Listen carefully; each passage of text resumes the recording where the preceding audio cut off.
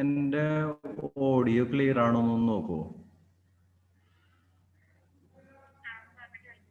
കേൾക്കുന്നുണ്ട്. കുഴപ്പമില്ലല്ലോ.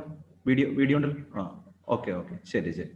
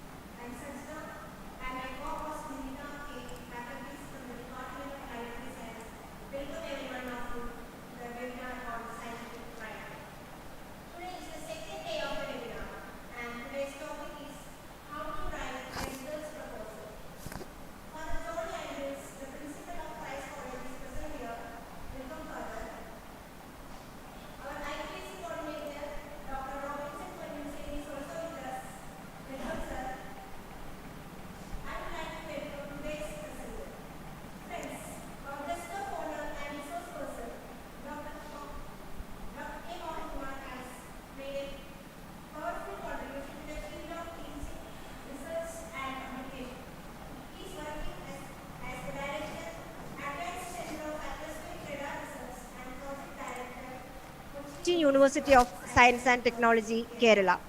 I feel proud to welcome this eminent researcher to this webinar. Welcome, sir. Thank you. I also welcome all the participants from different parts of the country to today's session. Welcome all. Now I invite Dr. Robinson Ponmuniseri to introduce our resource person. Sir, please.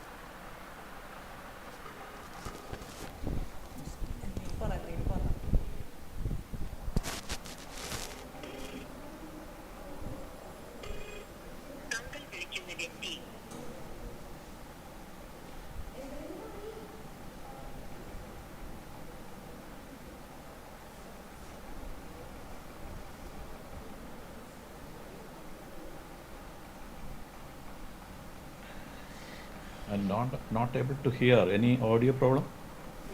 Excuse me, sir. We have a small issue from the side of our accuracy coordinator. We are trying to fix it up. Please wait. Yeah, we request you all to please wait till we fix the problem. Thank you.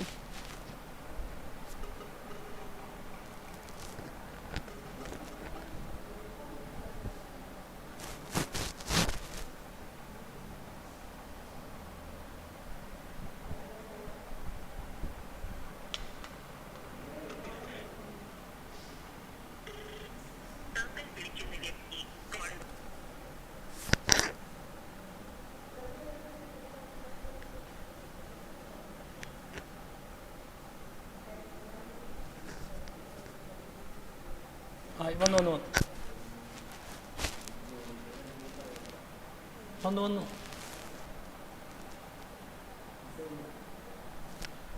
Case വന്നിട്ടുണ്ട്.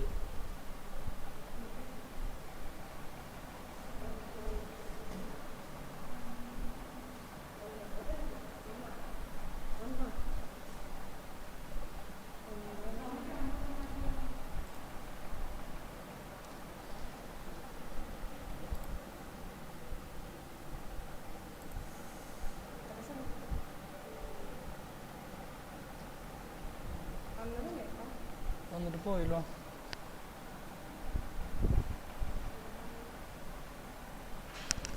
Hello സാറേ പറയേ. Hello സാറിൻ്റെ കേൾക്കില്ല. തുടങ്ങി start ചെയ്തു. സാറിൻ്റെ പേര് വിളിച്ചു. Hello. Excuse me. Sorry, everyone, for the interruption happened in between. We have our accuracy coordinator, Dr. Robinson Ponmuniseri, with us. He will be introducing our resource person for the day. Over to you, Dr. Robinson Ponmuniseri.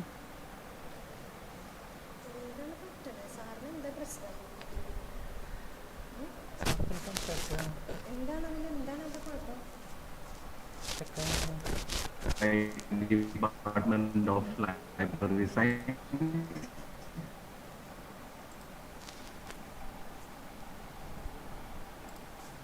And I would like to take this opportunity to congratulate Department of Library Science.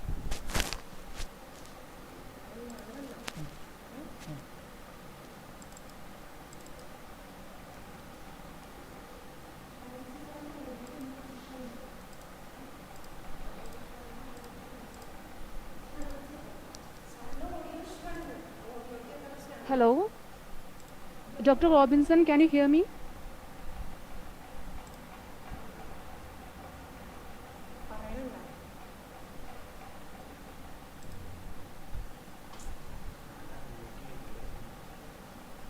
Hello, Dr. Robinson, can you hear me?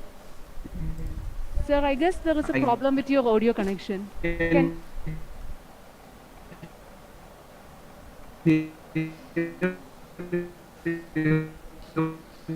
but I am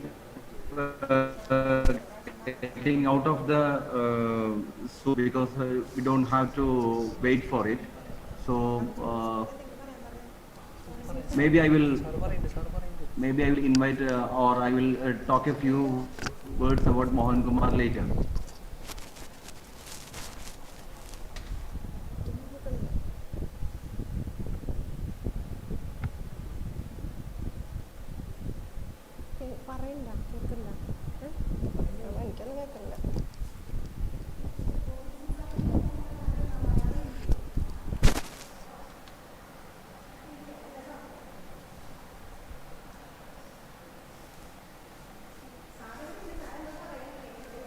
Jijo sir പറയുന്നൊന്നും ക്ലിയർ ആവില്ല,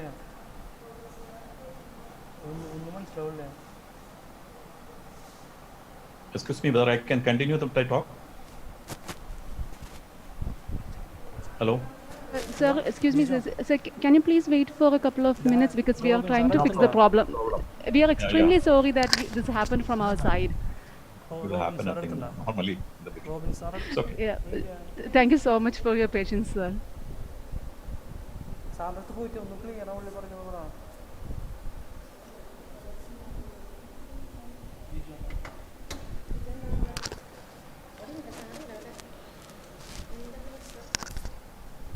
sir conference റൂമിൽ ഇത് ചെയ്യാനായിട്ട് ഇരിക്കുന്നത് എന്തിനാ പറ്റിയ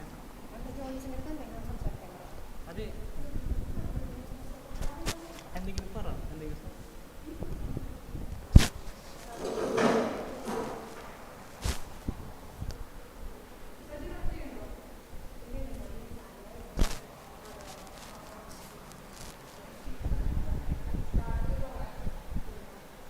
start ചെയ്തോ.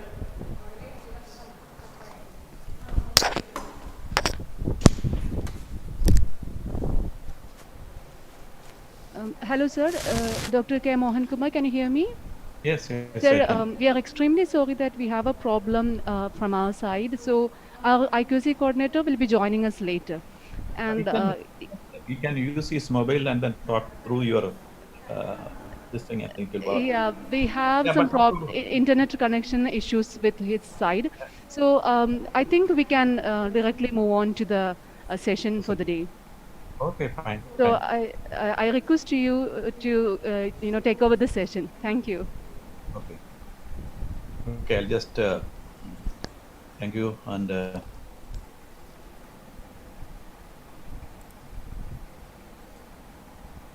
okay. Good morning and welcome to all. Now these webinar series, I think this will happen very often because we are all tuned to our old conventional things. It is very, I think it's not, it takes time because of the internet problems and things. Even everywhere, I think we are also facing some similar problems when we are doing our PhD programs, PhD presentation and the thing. I think you can see my screen, is it? Yes, Hello? sir. We can see your screen and we can very clearly listen to your audio. Okay, then fine, fine. Okay, then the topic I think you are given today is on how to write a research proposal. So I modified the presentation as a preparation of research proposal, just like an overview, because a research proposal writing need the basic science. I think basic research part also need. So I am just moving to the next slide. My presentation, I think in nearly about 1 hour or something, I'm going to give the presentation, and we will discuss all the details on any questions, and I think we will discuss later. So why you want to do research? That is a topic which, because I'm, before entering into the project writing, just I want to do how to start research and what is a project proposal and why write a research project proposal, and from the start and basic I'm starting, and components of a project proposal, Then the major the problem is the plagiarism, which is coming very often when we are looking into the in the case of the proposals and also in writing. Many students are making mistakes, so that also I just mentioned about that. And tips of preparing successful project proposal, how we can do that, and do's and don'ts in proposal writing, and how what are the criteria to evaluate the evaluation of the projects, and what had to do once the project is awarded. Then we have our responsibility to submit the progress report and fund utility certificate to the funding agencies, and some of the funding agencies and what are the programs available at current now is also I am going to present here. So this will give an idea those who are the youngsters and also those working in the different institutions. I think it will be very useful for submitting proposals, for getting more helpful for their research work as well as their institution. So Mike, this thing, why you want to do research? That is the question, the basic question. Because after our post-graduation, we are going for many people who are interested to continue research, even though it is a long time. It takes about, normally students are taking about 4 to 6 or more than that. So research is conducted to evaluate the validity of a hypothesis or an involvement or interpretive framework. That means if we have a hypothesis in mind in our idea, we want to prove it. Whether the science we have to prove, without proof it is not science. So we have to find the hypothesis, some idea in our mind. We have to evaluate the validity. What is the value and the thing. So that is why we are doing research. Second, to assemble a body of substantiated knowledge and finding for sharing them in appropriate manners. We know some piece of work is there from different places. How to assemble all our views and how we can make it into a part of the science that is to this part what we have to do. And so that we know that some part is missing, some part is available, and if we combine, if we can assemble, take it together, we can make it into a good fine observational evidences in that observation and as well as theoretical things, and sharing them in appropriate manners. We are just sharing means our findings, we will publish it, we will present it conference and seminars, so that the knowledge what we are gained, we are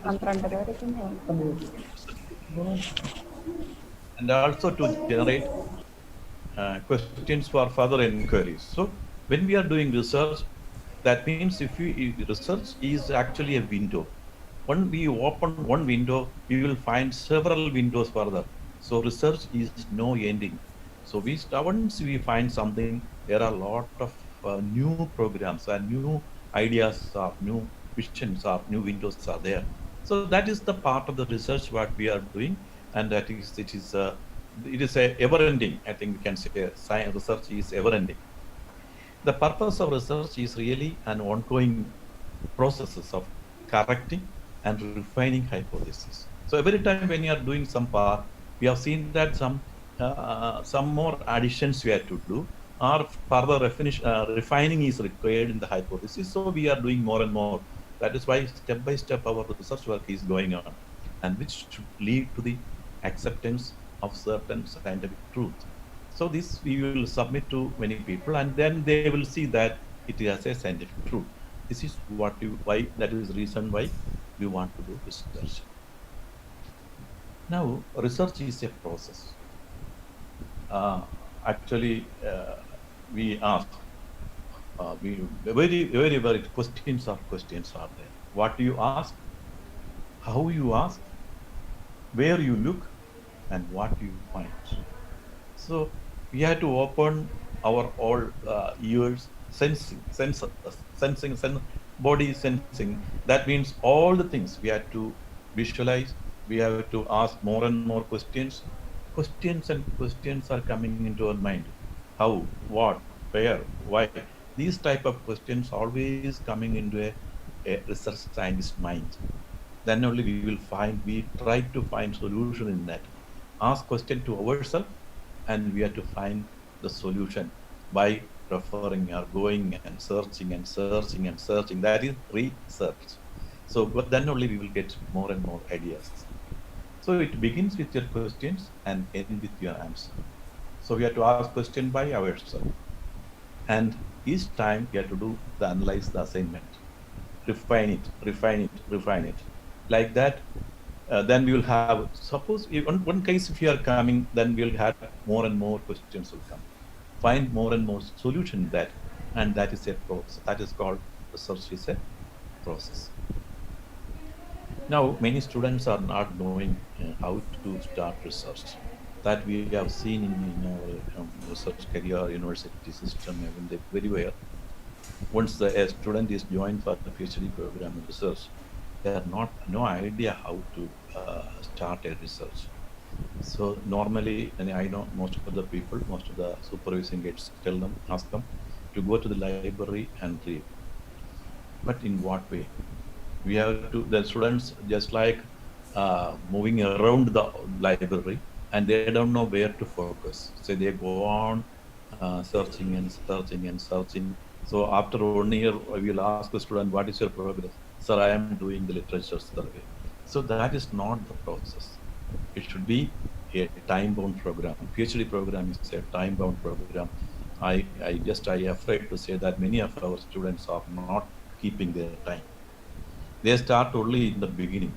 Beginning, they are more enthusiastic to do. But after 6 months, they lose their interest. And then only towards the end of the, after 4 or 5 years, are then only realize. So it is not the way. So we had to plan properly at the start of it. So this is not project writing. Before that, I want to say how to start research. So what we have to do is, just is for the information of those who are already a research scholar who join research, and also those who want to do research, and also the supervising guide, some of the guidelines for this is, you have to pick a relevant topic or area of interest based on background in the subject. So you have got some background. If you have got a chemistry background, you then chemistry in some part of the chemistry part, even physical chemistry, if you are, or any other biological part, in certain area if you are interested, you approach the supervising guide or your senior person, faculty or something, discuss with this topic, which are the area I want to do research. Then we will come into a relevant topic and area. Then identify a topic. It should be not very narrow. It should be slightly broad, at the same time not too broad, so that you can answer. So you have got some idea in your mind as a topic you are selected. Topic, I mean, very broad, not in a very concise. So you have got a very broad area. Then try to be, then it should be, even though it is more specific, not more specific in that. And also I mentioned that do not pick too general words. So in between, then compile a set of keywords. Of course, you know what is a keyword, the major topic in that, or major area in that, or major subject it mentioned in that. Then you start searching for high quality readings for each of the previously selected topics. So from the topic you identify about 6, 7, 10, I think I want to say in broad, 10 keywords you select from that. Go to the library or go to the internet. In the library, I think nowadays, I think more people are more interested in the electronics media. And we were, in the long back, we used the library a lot. We used to refer books and I think we prepare from the library itself. We always keep a book in along with us, write all the details from that. Nowadays, nobody write. That's the problem. I have got many research students with me. I think the quality of the research, I want to say, not the quality, the commitment of the students is now gradually coming down. It's mainly because they are not aware of, they don't want to spend time onto the library and reading. Without reading, it is difficult to write. That's one of my advice to say to my young students, please read and more. Then there is no shortcut in that. So okay, then From that, after the go into the information from the keywords, pick one research topic at a time. You take a keyword, some few keywords a topic. You select one topic in that. Now you go to the website, or I want to see it. The library, those who are interested, still even though it is old, but it is very good. And double check the publication details for quality. Then you refer. I think there are a lot of informations which are not good. But nowadays, fake journals are coming. Don't touch the fake journal. To take the very good quality journals and then check the publications in that. Then what you have to do is select around 15 to 20 papers that you think are the most related to what you had in mind.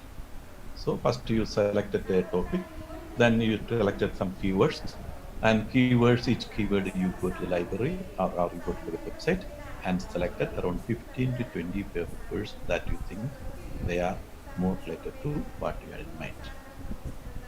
Then next step is for the selected 15 to 20 papers, read only. You don't read all the things from the, what you have to do is read only the abstract, introduction, and conclusion in detail.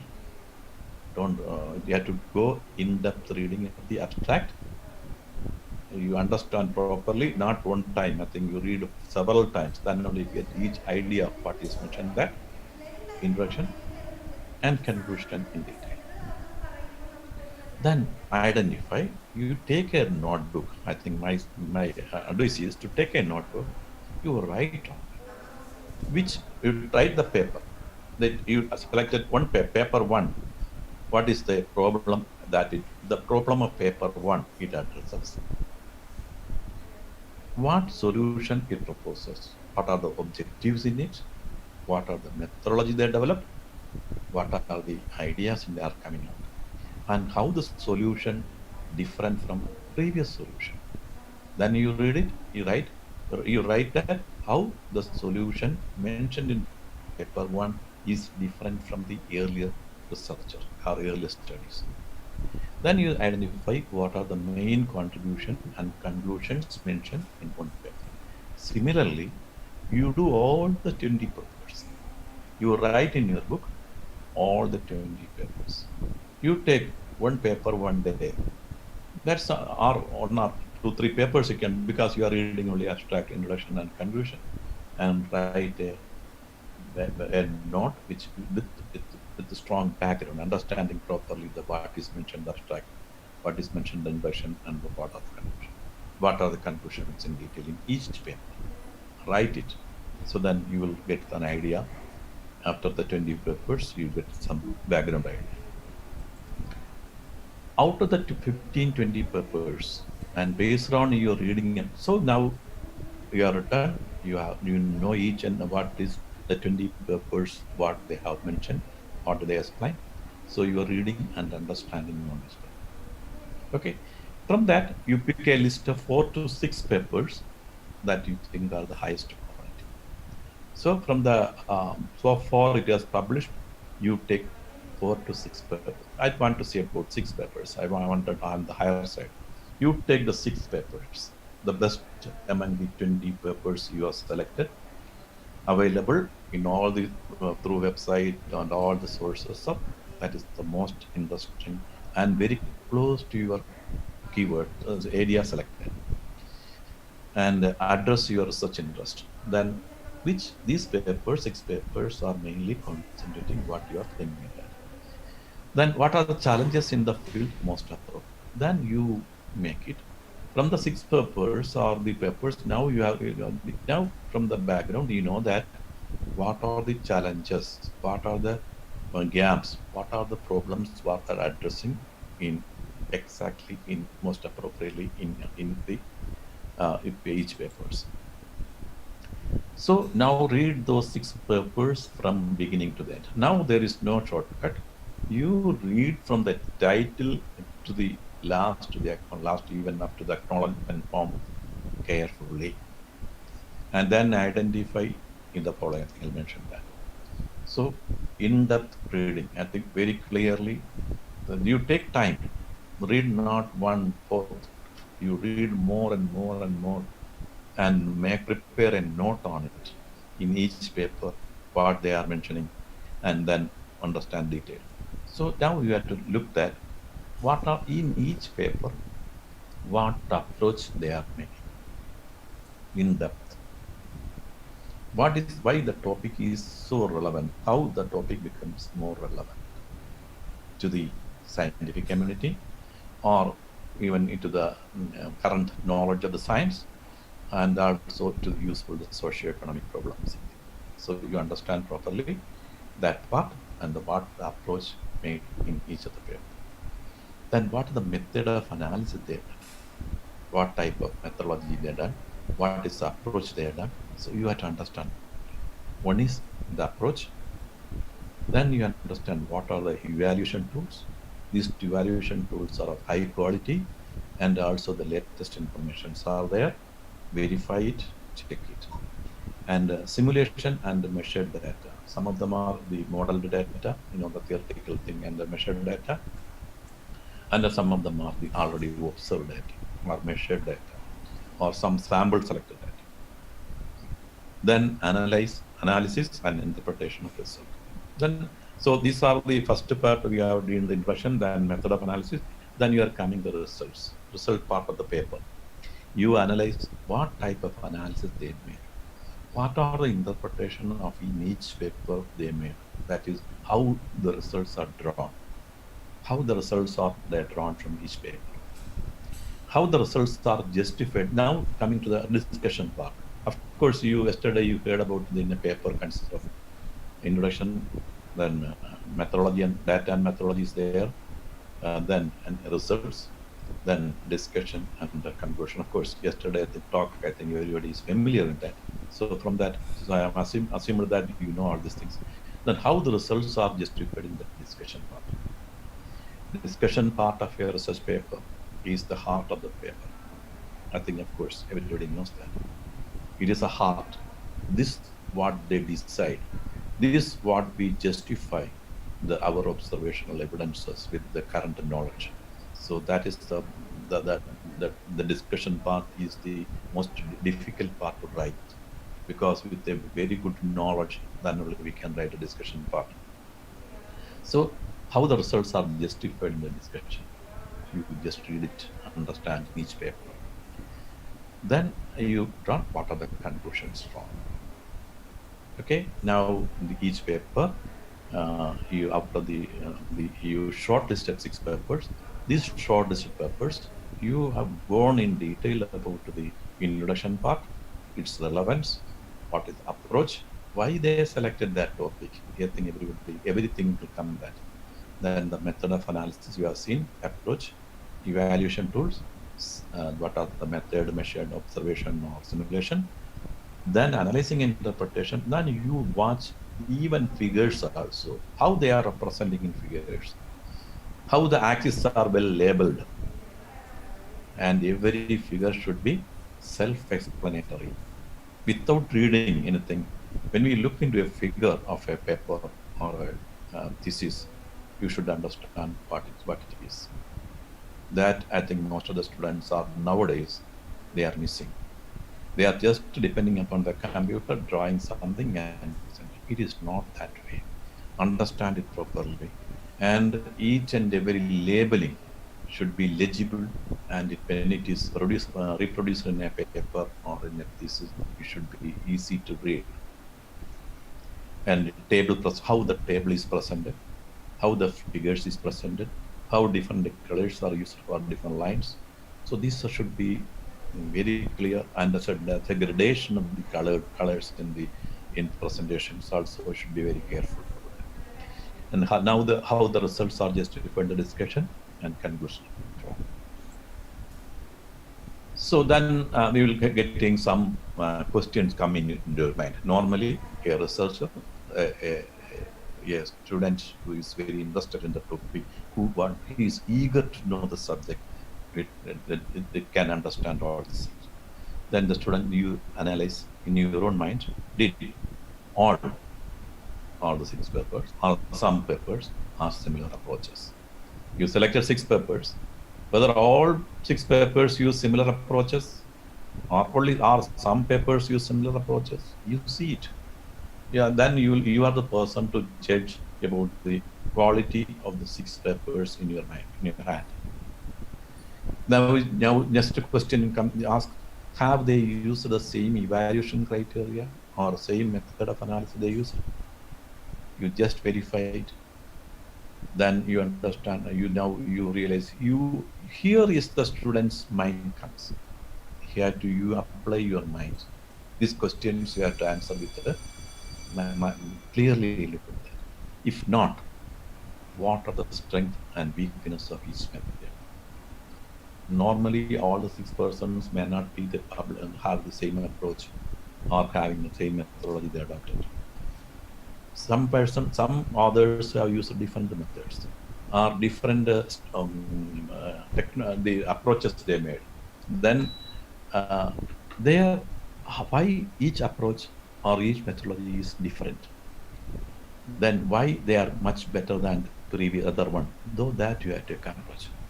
Then you have to do is keep a list of ideas that you want to explain for. Now, after reading the 6 papers or 20 papers, then coming to the 6 papers, you will get your own ideas in your mind. You get your own ideas. Then that is the way of creation of ideas. They have done something, and this person has done something, other paper has done something. So why can't you do this way? That idea comes to your mind. That's the background material you want to brush upon. So that part, to filling up what is in your idea, you have to read again for some more information. This will create another list of reading for you in later stages. So this reading is for some methods they might have developed presented there. You don't know the method. Then you read that methodology, what the approaches, what the statistical approach or mathematical approach or theoretical approach or some observation technique, you understand properly. Then you have to go and understand, read to understand the topic of methodology, what they are using. Then this actually, the motivation comes to student is in this. Why you think this topic is important? You keep in mind. You ask your question to your mind. You ask yourself why you think this topic is important. Then you make it as a you have to even every time you write, even if you read and write, that help you a lot. This will help you a lot in writing research papers, proposals, thesis, and in future. Science writing requires reading and as well as writing. Why is this significant area? Why is this a significant area of research? It's nobody touched this is, so we want to do this research for come into your mind. What are the main problems in this area? Now, further, what are the main problems which has to be investigated, which has to be do more research in this area? What are the further scope we can do in this area? This comes into your mind. What do you think your proposal is important for the topic? So then you have to think about that. Suppose if you are presenting that, if you are proposing that in that, what is its relevance? What is important? So these are how you motivate your own ideas. Now it becomes a new topic with your own ideas and views. That is why we are taking our own ideas and views in a research. Then now the evolution of new ideas and thinking is coming. A student, a researcher, can get the new ideas and thinking.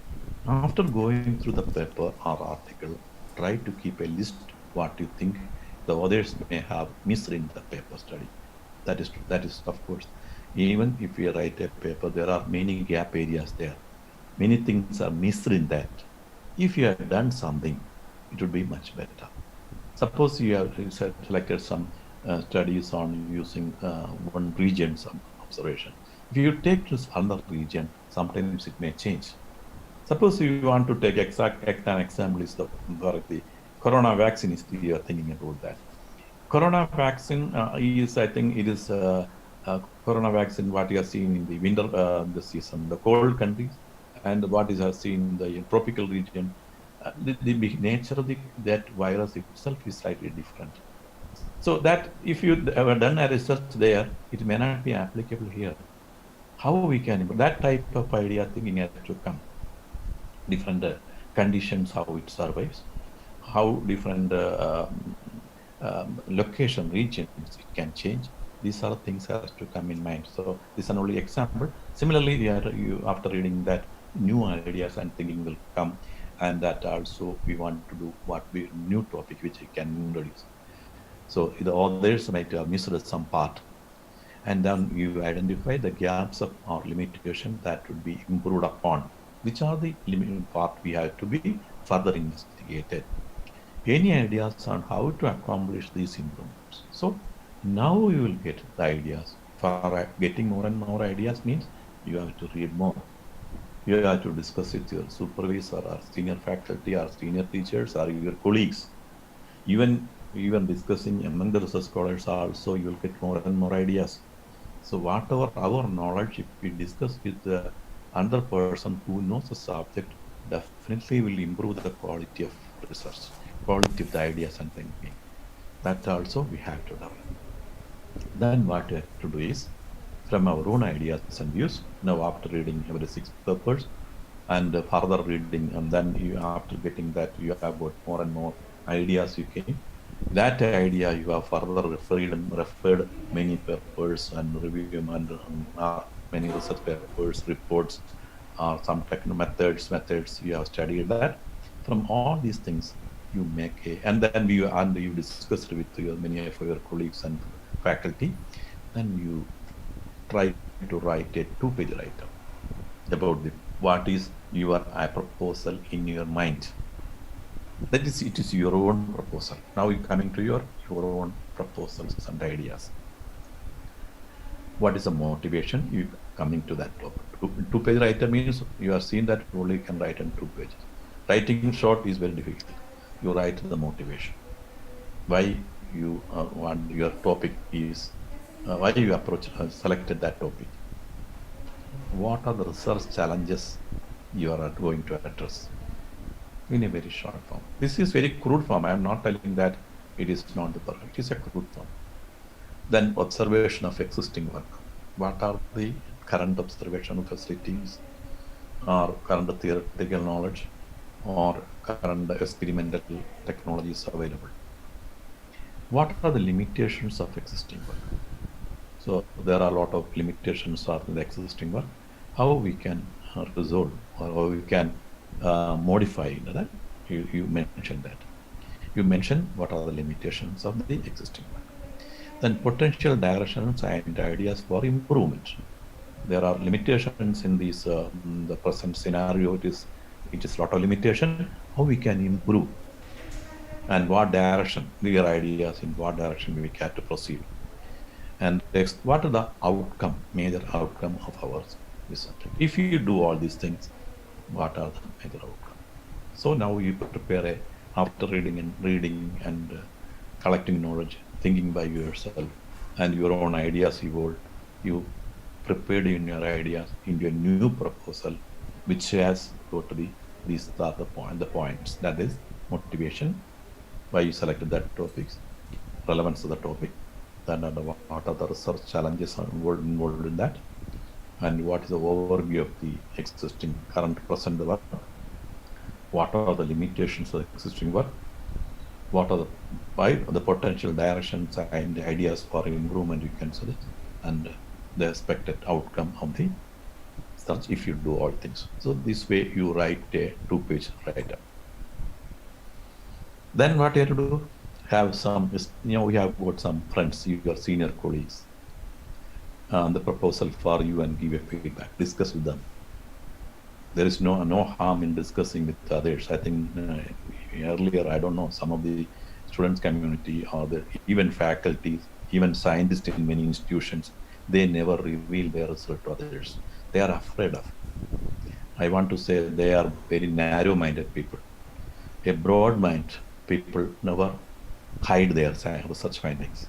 Because because science is like that. If you discuss with many people, it become far much better and better. Further refinement come.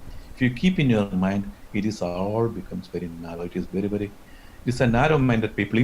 I want to say many of our so-called the big institutions, even say in India, they call the high-ranked institutions in India, the scientists are highly self-centered.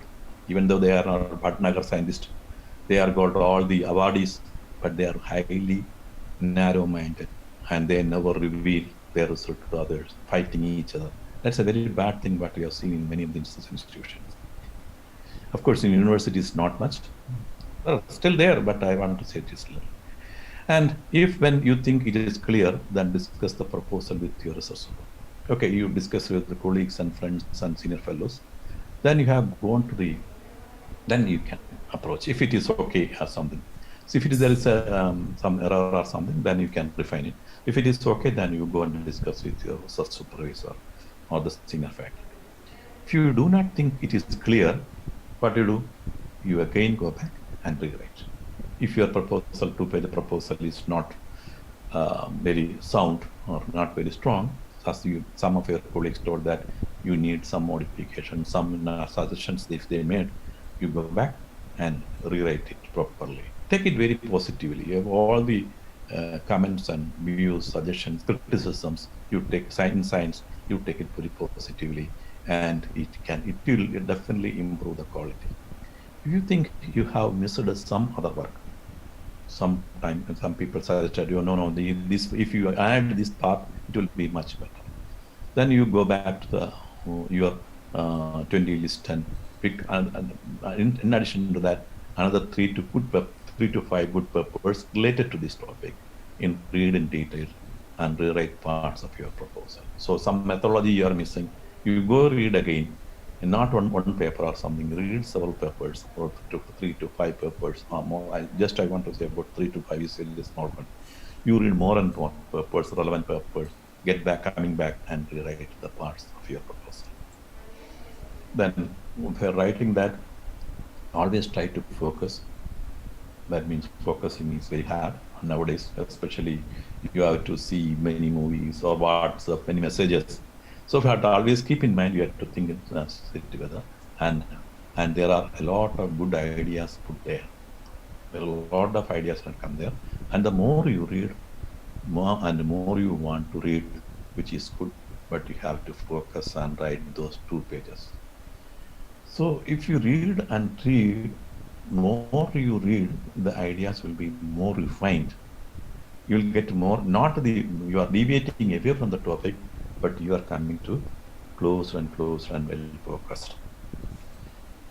Remember that having a strategy is sometimes more important than dispersed ideas. Remember that. This is the one thing you have to remember. That I also noticed in even many research students, that they just jump away from one problem to another problem and another problem. It is not proper. For a research student or who are doing research, always focus the topic, not deviate away. No, that is the thing. So we have to confluent, we have to come together, we have to come to a focus, to converge it to a topic, not diverge. And more readings will come at a later phase. You read further, then you will pick more and more. It is more important to focus at this point, not get confused. So be very selective in your readings. So some of the papers, sometimes, I think most of the papers, if you are coming more and more looking in a different angle, avoid that. You come to the topic which is in a very well-defined, well-framed paper. Then how to draft a 2-3 page proposal. So if you are writing, then you have to do is, first you need a title. Title should be brief, should be focused, and create a center of attention. If one person read the title, even your project proposal is also very important. The title of the proposal should be brief, focused, and a creative center of attention. It should be a punch to those who readers. Then your motivation. That means the introduction part of your writing and relevant. Why you think this topic is important? That part you have to put into introduction. Why is this a significant area of research? You clearly spelled out why this is a significant area of research. What are the main problems in this area? Identify which are the main problems in this area. And why do you think your proposal is important for the topic? This is the way you have to write your introduction. Your introduction part of the proposal should be, you have to follow all the four. Why you think this topic is important? Why is this is a significant area of research? And what are the main problems in this area? And why do you think this is your proposal is important for the topic? And now after reading that, you have seen somewhat related work done in many places.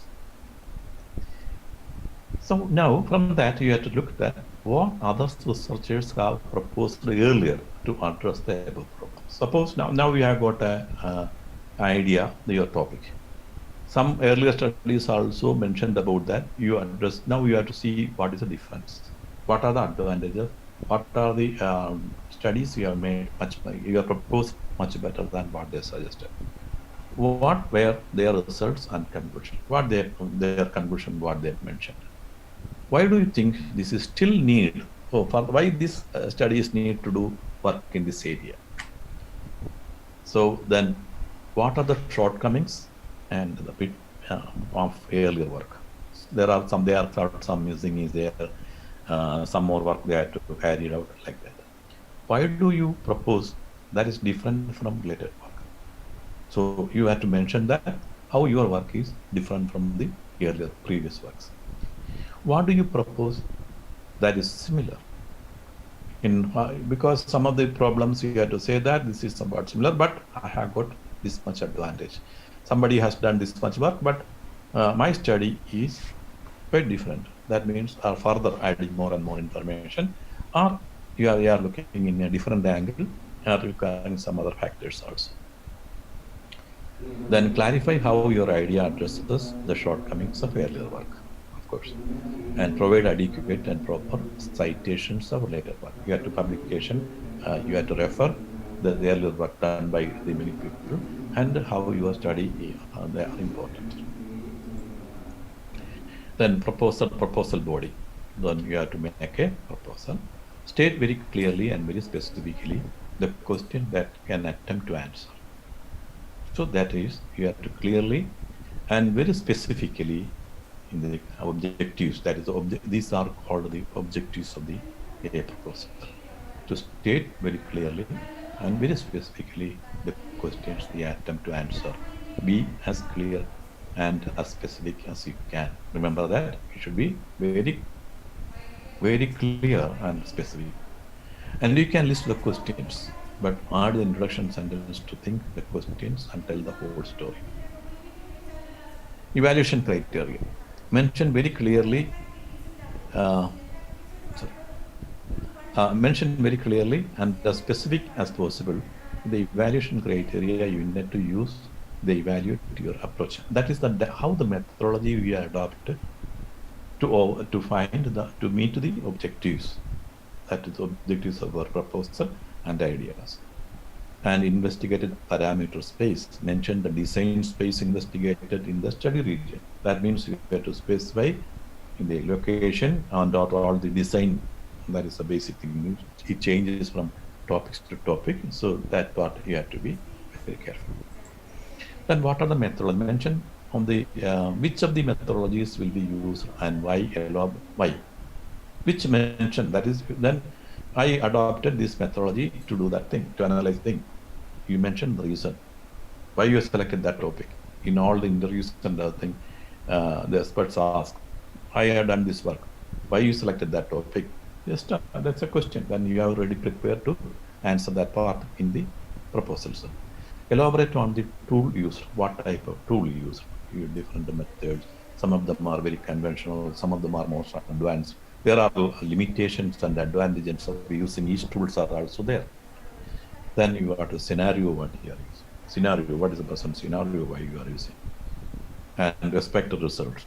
Show what change is in performance or evaluation you would gain by using your approach. That means you have to clear limit, because as opposed by to previous work.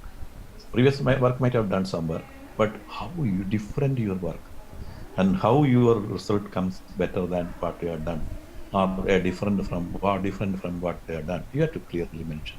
At this stage, should only expected and anticipated results or trends and justify your prediction.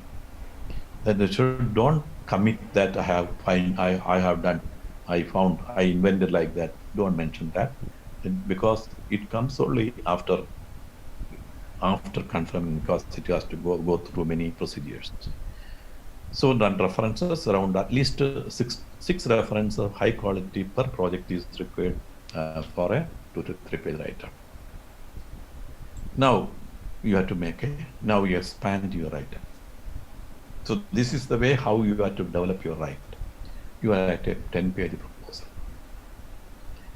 The next step is a 10-page proposal, elaborating on the 2 pages above, adding your own twist on the problem. Now you have got to the liberation, you have got the freedom to include some more things in that. So you have to twist on the problem, outline your initial thoughts, results, and finding, and outlining a clear plan to continue the work. So you have to give here a basic why the relevance, and you're thinking about that, the major objective, results, and findings, and what we can. Then you have to write a title, as I mentioned, that it should be more specific, and the clarity, and it should be to get the attention of the public. And abstract around half page, less than 250 words or 200 words, outlining the work, its scope. In the abstract, you have to mention its scope. What is the problem statement in brief, 1 or 2 lines? And how is the approach different than many previous approaches to this problem? Again, 1 line or 2 line. And what are the main observation results? You give more discussion, more part. So only within 1 line you have to write what is the relevance of topic, and what is a different approach you have made. Then you mention your results, and then observations and results. Okay, this now till then you have prepared everything for you have got the idea of starting a research, preparing a proposal. Now you are coming how to present it for a proposal for funding. Even for research work, research paper writing also, what I am told so far is well and good. For those who are starting an initial researcher also, it is a very useful hint for you to carry on research. Then there is no need of moving around all the topics. So you can well focus topic you are reaching. Now I am going to the topic, what is a project proposal. Project proposal present in a project for outlining. One is we have to specific objectives of the project. We have to clearly mention technical approach to be used in solving the problem or developing the product, even if it is different, and the anticipated result of the project. This should be well clear in a proposal. What should be a project proposal? Proposal should answer the following questions. Is the problem sufficiently important to justify money, but whatever the money fund you are asked for, and you ask for the time? Suppose the project, whether you ask for 2-year project, whether this is justifiable, and what is the effort? The effort means you are doing it yourself, or you are taking the help of a research scholar, JRF or SRF or a scientist or something to support your. These things you have to do, explain properly, justify properly. Is the project well defined and realistic? Project should be well defined, and it should be realistic. Don't write very vague proposals. As so far, I think we have mentioned in the previously, it should be well focused and well presented. Have you outlined a sound approach, including your ability to perform? So the approach should be very sound. Remember that those who are evaluating your thesis for funding they are the expert people. So when you mention the approach, they immediately they can assess your quality and your capability of doing the project. Actually, it is when we are writing a project proposal, after reading that, it is actually we are presenting to a funding agency. It should be a selling document. We are asking if you want to get funding from a certain agency, it should be they have to appreciate, and it be useful, and they have to appreciate. So when after going through that, it should influence the decision makers. Decision makers means the funding agency officials. They are the experts committee, those who are evaluating your proposal, and also the final approval committee. They had to be you have to convince them that your thesis is relevant and it should be funded. Convince them.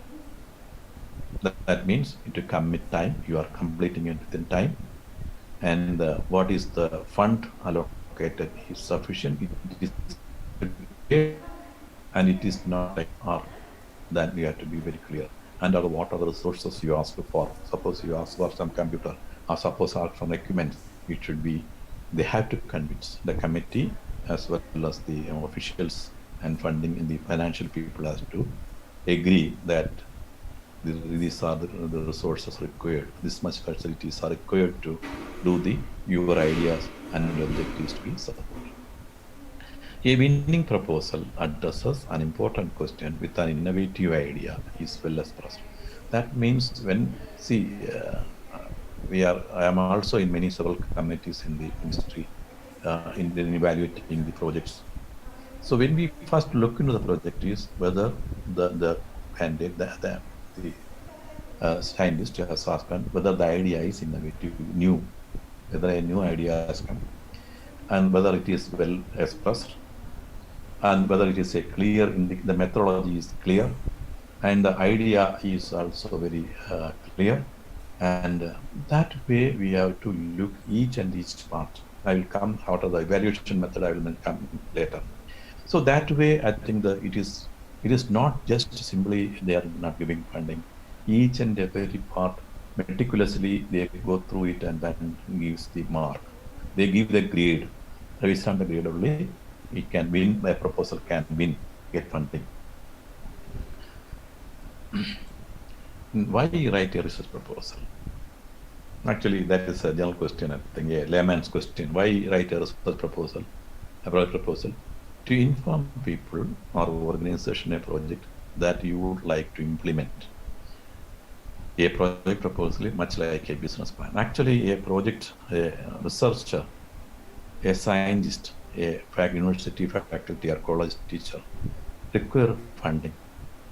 The institutions, either in college or in universities or research institutions, most of the institutions, they are not having sufficient facility to support your own ideas, your own research ideas to come into reality. Actually, by submitting proposals, we will improve even scientists by themselves improve their quality. They can do more research. You can you have got the leverage to take more research students because the funding will come into the funding agency. Their fellowships will be provided by the funding agency. New equipments, we will get the new equipments and instrument that is an asset to not only to you as well as to the institution. In addition, the university or college or research institution will also be benefited. By adding this, the infrastructure facility of an institution will also improve. And also you grow by yourself. In addition, the institution will also grow you. That means that is why the institutions are supporting researchers in the institute. A project proposal is such like a actually business plan. No, actually, then why you write a proposal means to apply for a grant. I think we'll get funding because without funding we cannot start your facility. You cannot improve your facility. You can make your own laboratory. You can make your laboratory and ask our students. Many students can come and do research. You are contributing to the next generation. You are contributing to the next generation. to the institution and to the community. So no research means you are adding no research community. To ask for other resources or support from another organization. You can also submit proposals. You can go to some other institution, use their facility, and that institution can can also visit your institution and use their facility to explore the cause of the problem and clearly define neat steps solving that. So then you are doing more. You have to do in your own ideas. You need some more ideas you can do. So you need some more proposal you can submit and get more funding in it, or more infrastructure, or more facilities if you require. That also you can take. So in a component of a project proposal, yeah, this is somewhat, and now it has become more online. Nowadays, I think very recently the projects are now shifting. Most of the projects are coming to the online submission. Still, some of them are paper submission is also there. In earlier, the paper that we are all submitted my proposal in a very well impressive form of presentation. We will mention a cover page in that. We will mention an introduction. Introduction section is there in that. We will mention the background, history, and definition of the problem. We will clearly mention justification and intervention of why we are asking support. That also will mention. And what are the objectives in a research proposal? That is the, again, objectives is the, I want to say that is a major part. The brain of the project is the objectives. The objectives should be very specific, highly specific. Don't write too long. I think that is another, when evaluating the project, the experts, they tell that you can do whatever you can achieve within the short period of time. If you are asking for a 3-year project, you have to complete, you cannot take more. But what do you commit means you have to finish. So that is objectives. Then intervention, design and strategy, activities and timeline. That is also very important. What you have to going to do in the next 6 months. You have to give a milestone in that, activities and timeline. 6 months I am going to do that is what we are proposing means you have to do this much part. You take observation, development of this thing. Then you have to analyze this result, then result run, publications. Like that you have to write every 6 months something what you have to do. Then another important part is the budget you asked. Budget you have to be very, very reasonable. That is also another major screening part in a project. Then evaluation indications, how we have to evaluate the results and that thing, that are also more important. Then you have to give the bibliography, that is references. Then the CV of at the post principal investigator and co-principal investigator are very important. Then another evaluation criteria time, what we look into that, what is the PA's background, whether that person has done good work in the last. That means you should be a very active researcher.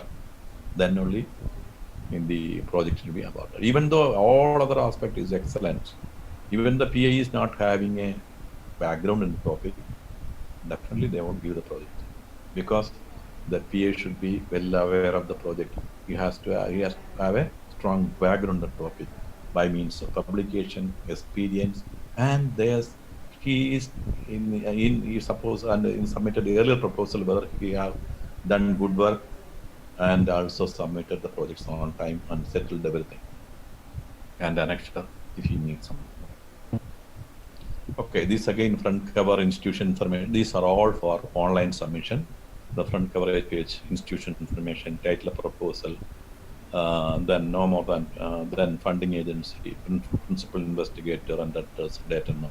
Of course, most of them nowadays it's coming to the shifting to the online, like this structure.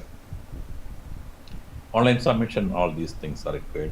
That means you should have a project title, you should have a background, then you have to mention why relevant, what is the present scenario. That means previous, so far, what is the topic, the current state of the art of the subject. That means what is the present situation of the subject and need of the topic.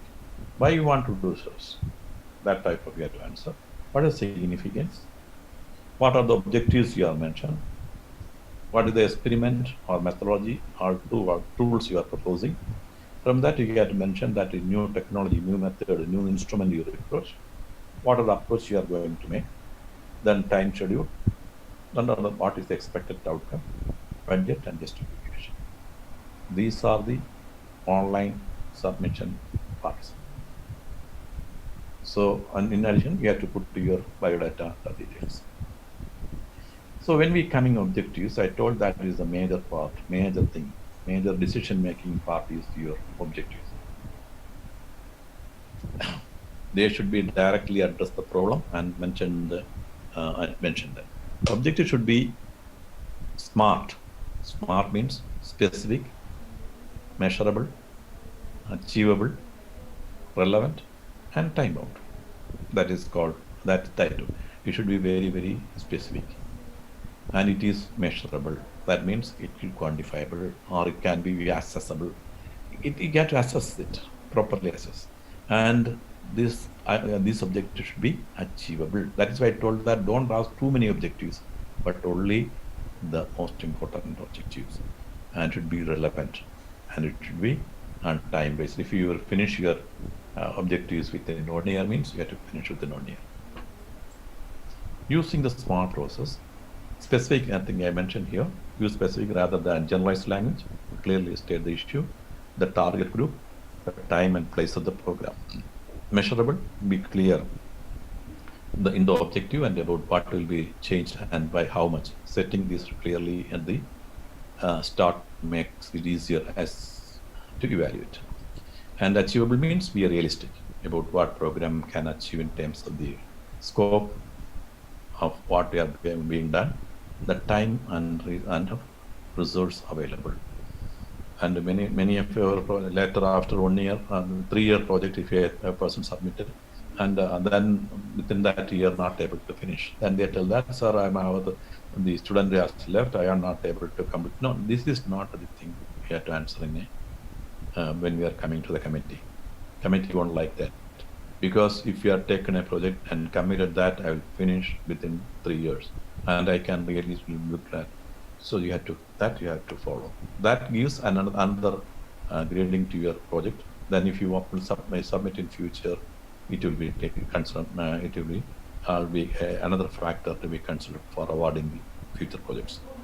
Relevant objectives need to be related to and be relevant to the goals. What is the objective you mentioned? It should be very clear and specific. Remember, objectives are the building block of step toward meeting the goals. Time specific, be clear in the objectives about the time frame in which the program or activities as well as expected changes will take place. Then, involvement or design, intervention design and strategy, describing the involvement, explain what you propose to do respond to the problem. It is important to remember that the proposed intervention lead to the objectives that you have primarily proposed. So that means that how much the persons required to involve all to meet the expenses. How much the you have to take your commitment to do the objectives initially proposed, and design strategy and should be research based. It should be research based, not the other ways. Activities and timeline. Activities include specific action item under the intervention design. All activities should be linked to the objectives. So every time we are looking that our activities are related to the what we have mentioned objectives. So how we do the means in the right side you can see that who will do that.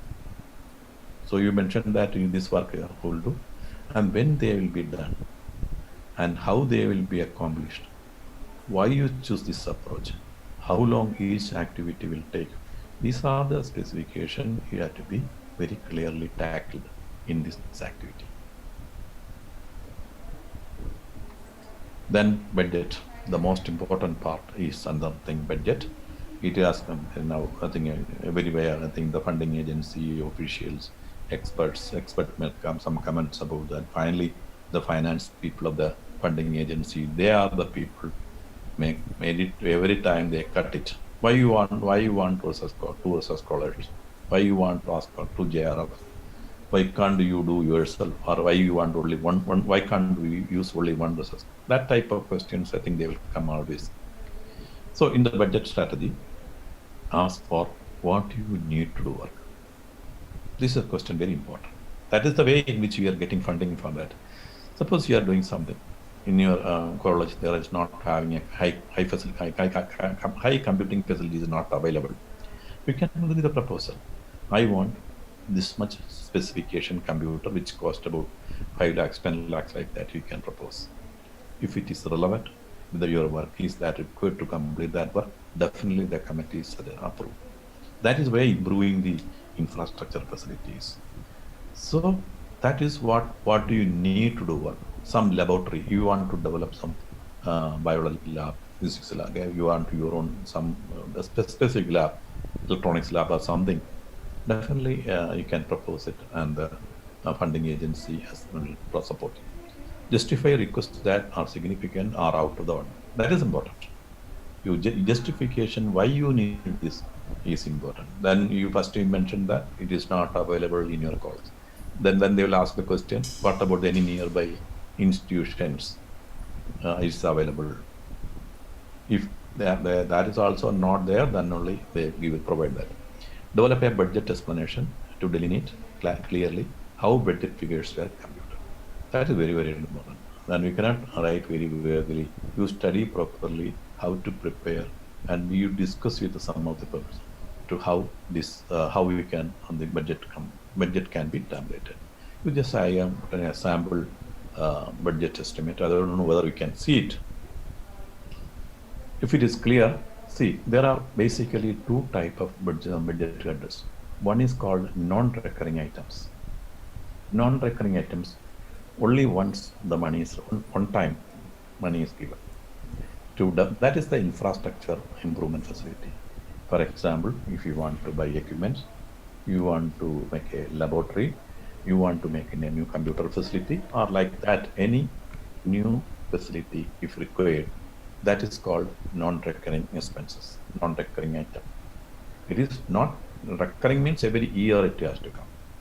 Non-recurring means not only project based. Project period, this much money is given for adding the infrastructure facility. That is the non-recurring.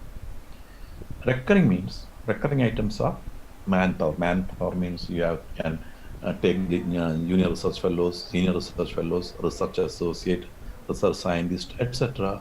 If you want, you can hire. You can hire for 2 years, 3 years, 5 years, 7 years, like that.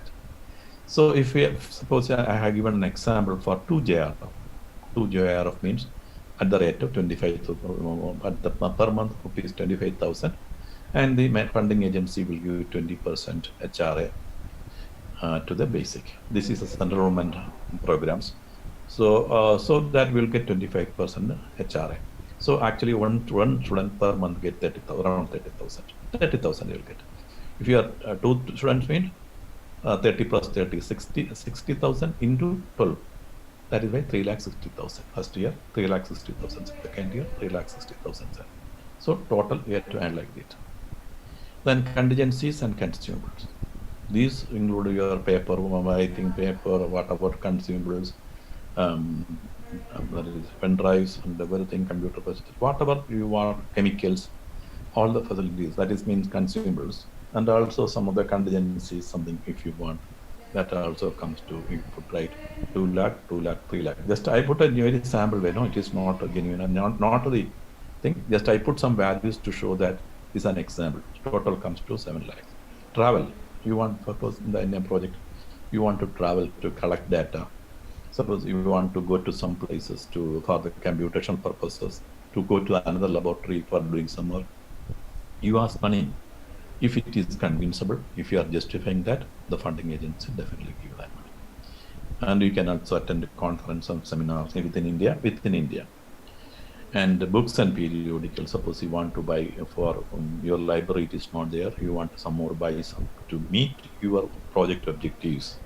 For further enriching knowledge about the project objectives, if you want to buy books or online book, e-books, e-journals, you can just subscribe. You can ask money, then definitely sometimes. then institution will get some money, overhead charges, 15% of the total costing of the, that is a conventional thing. And some of the institution give, some of the institution may not give. That is also there. Some funding agencies give that money for 15, but that money goes to the institution. But in the other commitment is the institution has to provide you free electricity, free sitting space, and free water. That facility, the university, the institution has to provide to you. Before submitting the proposal, you have to get the letter of endorsement from the registrar or principal, I don't know, from college, I don't know, somewhere. You have to get the endorsement. But this 15% of the money goes to that institution. And the institution can also support the growth on the project for this much money is possible. Okay. Then you can, just submitting this is not sufficient. No, you have to justify each and every money, each and every part you ask, you justify it. Why you need the equipment? Why you want to improve the laboratory? Why you want the computer facility? You have to explain all the details. Then only if you say in a realistic format, you have to write. Then only they give you. Why manpower? Why you need manpower? They ask, why can't you do it by yourself? That's the first question. If you ask 2 JRF, they'll ask, why you want 2 JRF? You want JRF because after completing the objectives is there's only 1 JRF can do. Sometimes the committee also feel that they will recommend that. If you ask one, sometimes they suggest, why can't you take one more? Because your work is that much required. For go into different places, collecting data, bringing that. In that case, committee will approve that. Expert committee. And consumer contingencies also mentioned. Explain the need for each year, why this much money is required. Similarly, travel, need of travel for the project, you have to explain. Why you want the books and periodic. I mentioned that if the book is not available for the project related topic, then you can ask. Otherwise, it is not possible. You ask, they tell that either you can download from the internet, like that. Overhead charges for the institution and the modification lab changes also. So you have got the how writing in justification. Then another the milestone. When you are going to complete each. The Q1 stand the first is just 2-year project. GY1 means first year, GY2 is second year. Each year they are divided into 4 quarters, every 3 months. Q1 stands for first 3 year, Q2 stands for the second year, Q3 stands for the third quarter, and Q4 stands for the 4th quarter of the year, every 3 months. So here it is again, it is a sample, no timeline. Development items for survey, review and revise themes with the experts. Like that, you first year you finish, first 2 months you complete it, second 3 months you complete this. Like that, you have to explain if you are completing this part, and third quarter you finish that. Then next 9 months you finish this. Then another 4 months you finish it, and then another 3 months you finish. Like that, you have to give a time frame which you explain all these things. And clear objectives and activities lead to an evaluation plan. How are you going to know you accomplished or what you set out to do? That idea also you have to mention. We have to do what after the getting result, what type of evaluation what you are going to do, how you are going to know your accomplishment, like that. Choose indicators that will tell you whether or not you achieved your goal and met its objectives. Whether you, and if you are doing that, what your objectives that we meet are completing that, what we are going to do, that we have to explain. Then the most important villain of a project proposal or research paper is the plagiarism check. That has to be compulsory. In all the project proposals, all the funding agencies very strictly follow the plagiarism check. So proposals submitted need to be original, because otherwise there is a lot of copying and this. And in any form, plagiarism in any form will not be acceptable. All submitted proposal would be subject to a third-party similarity check, and proposals are liable to be rejected if found plagiarized. Any copy or you have taken from any part, they will be rejected. Any text taken verbatim from other source need to be identified using quotation marks and proper references. Without proper references and without proper what you are putting in quotation mark, it will not consider. Applicants are requested to pre-check their proposals for plagiarism before uploading to avoid any serious repercussions at a later stage. Because if they are finding it, then they will ask them to close the project and ask the funding agent, ask the institution to refund the money. So this is a responsibility of the institution also that the project is genuine. If it is a plagiarized one, the institution will also be affected. That is the undertaking when you are giving to that. Now, I think yesterday also you might have they mentioned about the plagiarism. I will here also I'll just mention the plagiarism like that. Just a brief. I think the time is already. Okay, I will just mention what is a plagiarism. Plagiarism comes from the Latin word. Plagiaris means kidnapper. You don't become a kidnapper. Plagiarism is the art of stealing someone else's work and attempting to pass it off your own. You're taking from somebody else and mention that it is your own. This can apply to anything from papers and photographs or songs or even ideas. So this is what we call a plagiarism.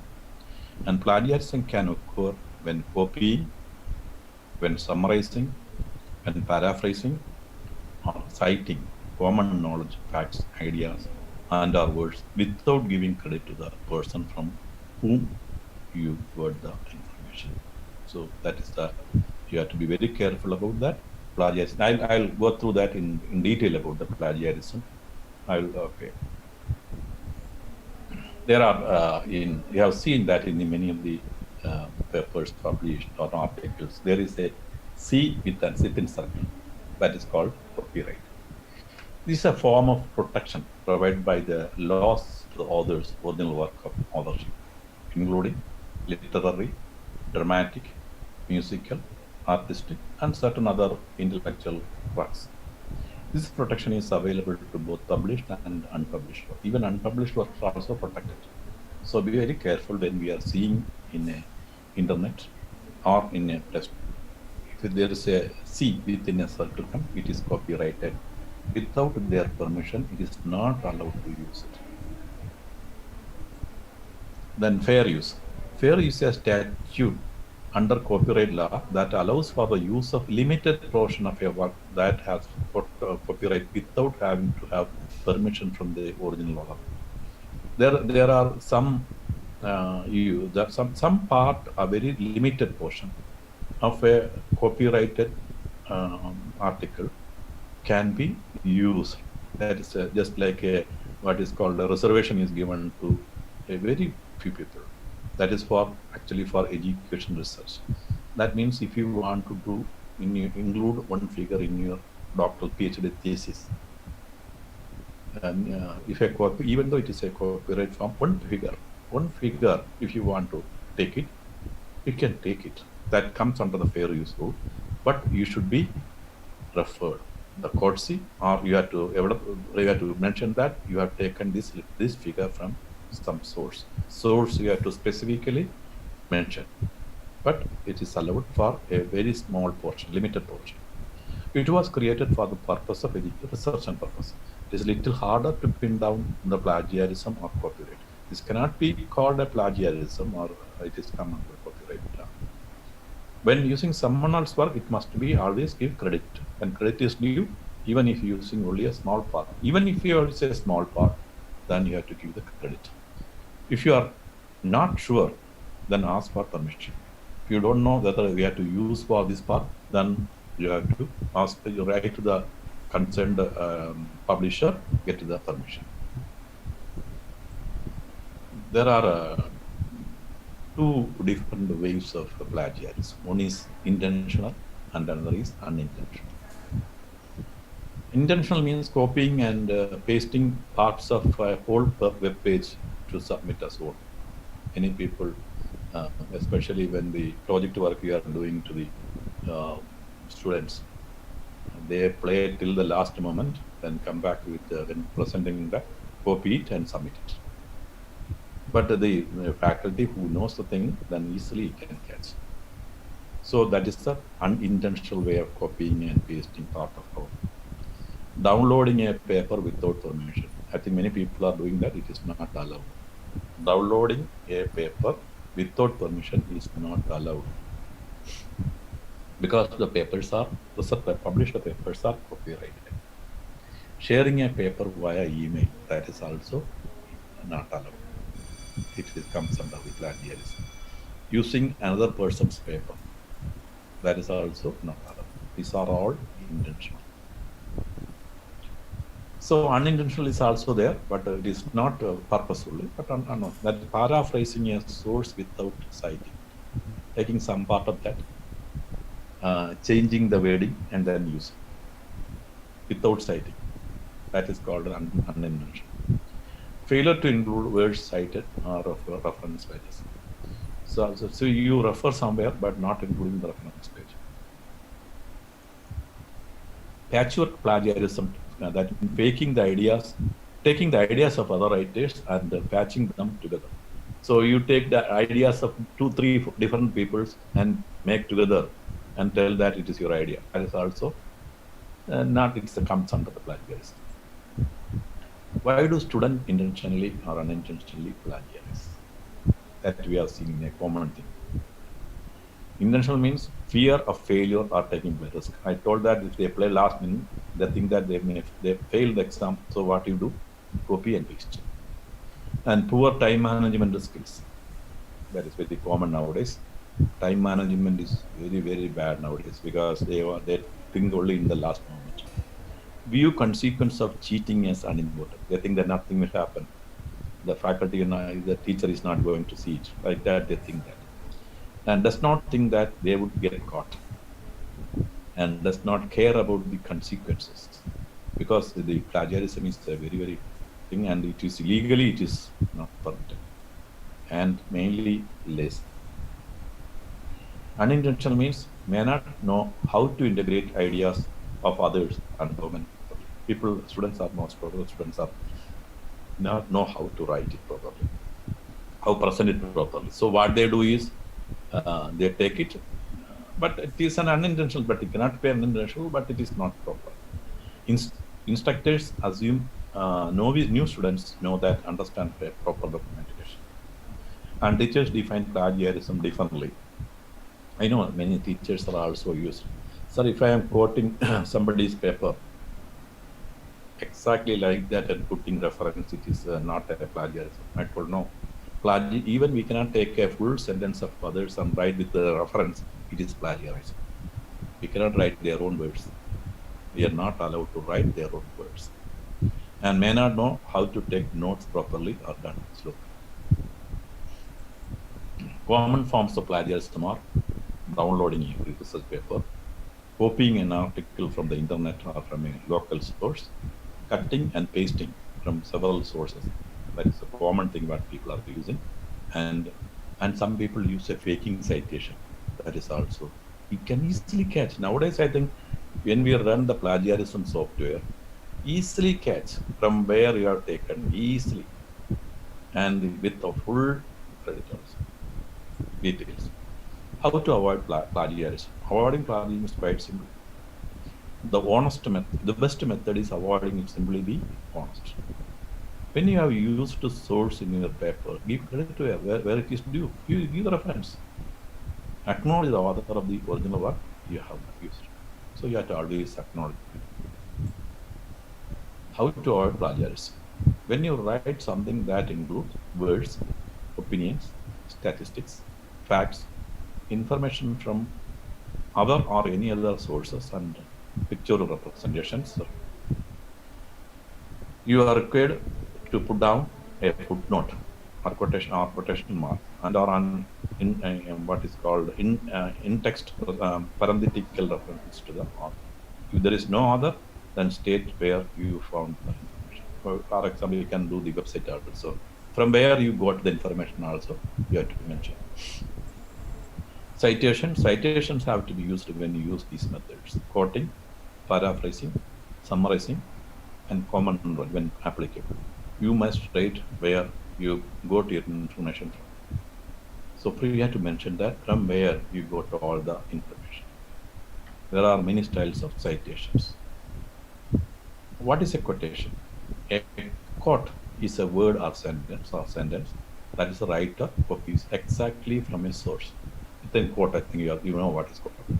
A quote is enclosed in a quotation mark. And for quotes of 40 or more words, it stands alone without quotation and it is identified.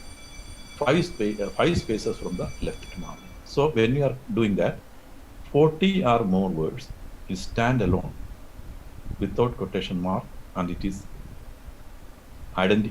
indented 5 spaces from the left margin. That you have to give specifically that this is a part of the quotes. It is stated that if you say minimum 5 words from a sentence, you should cite it. If you use about 5 words, then you have to give the citation. So the reference, you have to give the reference. What is a paraphrase? Paraphrasing is the process of changing an author's words into your own words. If you're writing some sentence by the author, you can change the word. As a writing technique, paraphrasing allows you to summarize another writer's idea to fit them smoothly in with your own ideas, or to use another person's ideas to prove your own thesis.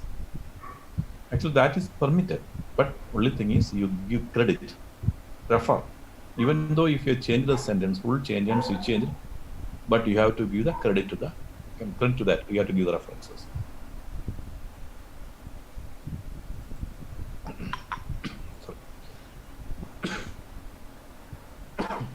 Way to avoid plagiarism: use your own word as often as possible. Quoting and citing sources is usually required and inevitable when doing research to back up your own work. Quote and or cite your sources properly. That is the most important part. But using someone else's work excessively can be considered as a plagiarism. Now, in a project proposal, what are the do's? What are there to do? One should be innovative. The project should have a. Now coming back to project. Project should be new, innovative, and should be relevant. It should be relevant to the science, relevant subject, relevant to the all relevant to the time, relevant to the topic, like that. And proposal demonstrate expertise on the issue. So that means proposal in a what is called expertise way you have to give the proposal. It should be feasible, which we can do only. If it is not able to do, don't write. Show enthusiasm in your writing. The writing itself, you have to show that positive way. You have to do that commitment and the your interest in you have to show. Simple, straightforward language you have to use. Don't write too long sentences. Write short blended sentences with very clear specification, and should be research based. Are not allowed means no, don't. Project does not address priorities. If you are not, the priorities are not mentioned, your project is not going to sanctioned. Ideas are not strictly classified. That is also a negative mark. Ideas are not backed up by statistics and research. If ideas are not clearly backed up, negative. Overuse of jargon. Jargons are not allowed. It should be scientific way to get right. Overly ambitious. Don't give too much ambition. I am going to invent what is an alternative for petroleum products. Don't write like that. You should be only be very what you can achieve in the beginning, and that way only you can write. And should be narrative, and budget don't correspond. So budget should be very neat and very feasible. Or if it is too much budget will not work. The work has done somebody's work. If you are done already, no, it is negative. Now, how we can write a successful project proposal. Now we know what is the basics of the proposal and everything. I'll come to how to prepare a successful project proposal. One is title preparation. For title preparation, list all the accepted abbreviations and words that inform to the reviewer of the content and mission. So for the reviewers and relevance, you don't write relevant which are not common. Some people write the abbreviations with them, but it should be what is universally accepted abbreviation, then only you use the title. Otherwise you don't use in the title. Arrange abbreviation into a compelling and write in a format informative title that fits the space. As long as possible, please avoid what is my suggestion is to avoid the abbreviations. If it is too long, then it is universally accepted, then you can use. When selecting the title, emphasize the product of the research, not the process. That is the important. When you write a title, you should emphasize the product of the research, not what you are processing, what you are going to do. The second tip is the project summary is the most important part of the project proposal. The summary of the proposal should be easily interpretable by the layman. Any common person can be easily understandable, and create linear flow of logic when linked one after another. From the beginning to the last, it should be well connected. There should not be a clearly flow. That means a clear flow. Linear flow means a straight without any turbulent flow. You have to be smoothly flow. Make the summary as a standalone page. Summary should be standalone, not repeat the same word what you used in earlier introduction or something. Presentation. So suppose we are there selected for a presentation. Then after the submission of proposal, they're selected for the presentation. The PA has to ask for the presentation. How will you go and present? Try to restrict the number of slides from 5 to 8. Don't give too many slides when preparing the project presentation. The first slide must be the title with affiliation. Write clearly about the project, proposed objectives, and expected outcome. First slide should be your title and affiliation. Second should be clear objectives and what is the expected outcome. Neatly present the work plan and methodology. Present your work plan and methodology. List the public details from the last 5 years, which should be relevant to the proposed work. What is your background? Last 5 years, how many papers you have published in which topic? List the detailed ongoing and complete projects if available. So if you are already running a project or already completed project, give the list. Then give the details of the budget. Clearly specify the budget which is really required to accomplish and propose the project. These are the things you have to remember when the PA is called for a presentation of the project by the funding agency. So you have to give the title and affiliation, objectives and expected outcome, neatly present the work plan and methodology, list of publication details from the last 5 years, and which should be relevant to the proposed work, and list of detailed ongoing and complete projects if you are having, and details of budget. Common errors to avoid. Try to avoid poor methodological approach in the proposal. Methodological approach should be very, very sound. The proposal should not conflict with any ethical issues. Ethical issues are also very important, so be very careful about it. Avoid lack of adequate justification.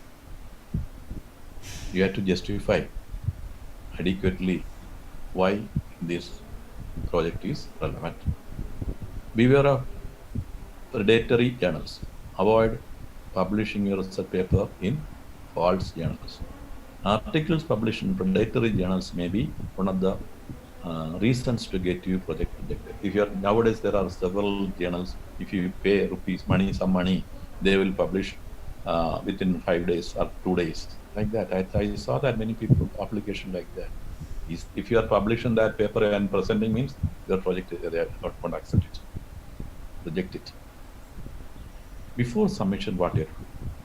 After preparation and everything, revisit the complete proposal twice before submitting. Again, see it and see it. A simple error will create a bad impression at first sight. If you are making a simple mistake in even the title or anywhere, That gives everything is gone. No, nothing. That gives a very bad image. Proofread before submission. Even the language is also be very careful. Even now the students who are coming for PhD, they talk very well, but when they write, their English become very poor. So very careful about the language. And check whether you use the correct format given from the funding agency online format. Each funding agency has its own format and online format. Even Ministry, Department of Science and Technology have their own format. The Science Engineering Research Board having their own format. Ministry of Science, they are having different format. So this is an example I have shown in the SERB, for National Postdoctoral Fellowship thing in PDF. So these are the format they are to submission. Biodata by PDF you have to submit. If you are submitting, they will come a tick in the PDF format. In PDF about the program, endorsement certificate, join report, undertaking, request for next installment or statement of expenditure, RTGS, that is bank details, utility certificate, everything they will give the in PDF format or document it comes, they will take it and then give it to the OK. Then that immediately you will get the idea whether these are accepted. Now, how to evaluate the project? You have to get some background about the evaluation. The proposals are received under various program schemes. I am giving an example of SERB, Science Engineering Research Board, through online portal. But in some schemes, proposals are accepted in offline mode also. Some of the projects still going on offline and in paper form. After submission, an acknowledgement mentioning the proposal reference number is sent to the applicant for future correspondence. Normally, if you submit it, it goes to it will come back to the acknowledgement form.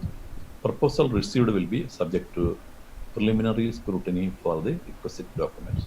So when we submitting online, they will make a scrutiny of the whether they have all the available things, what are the required things are available or not.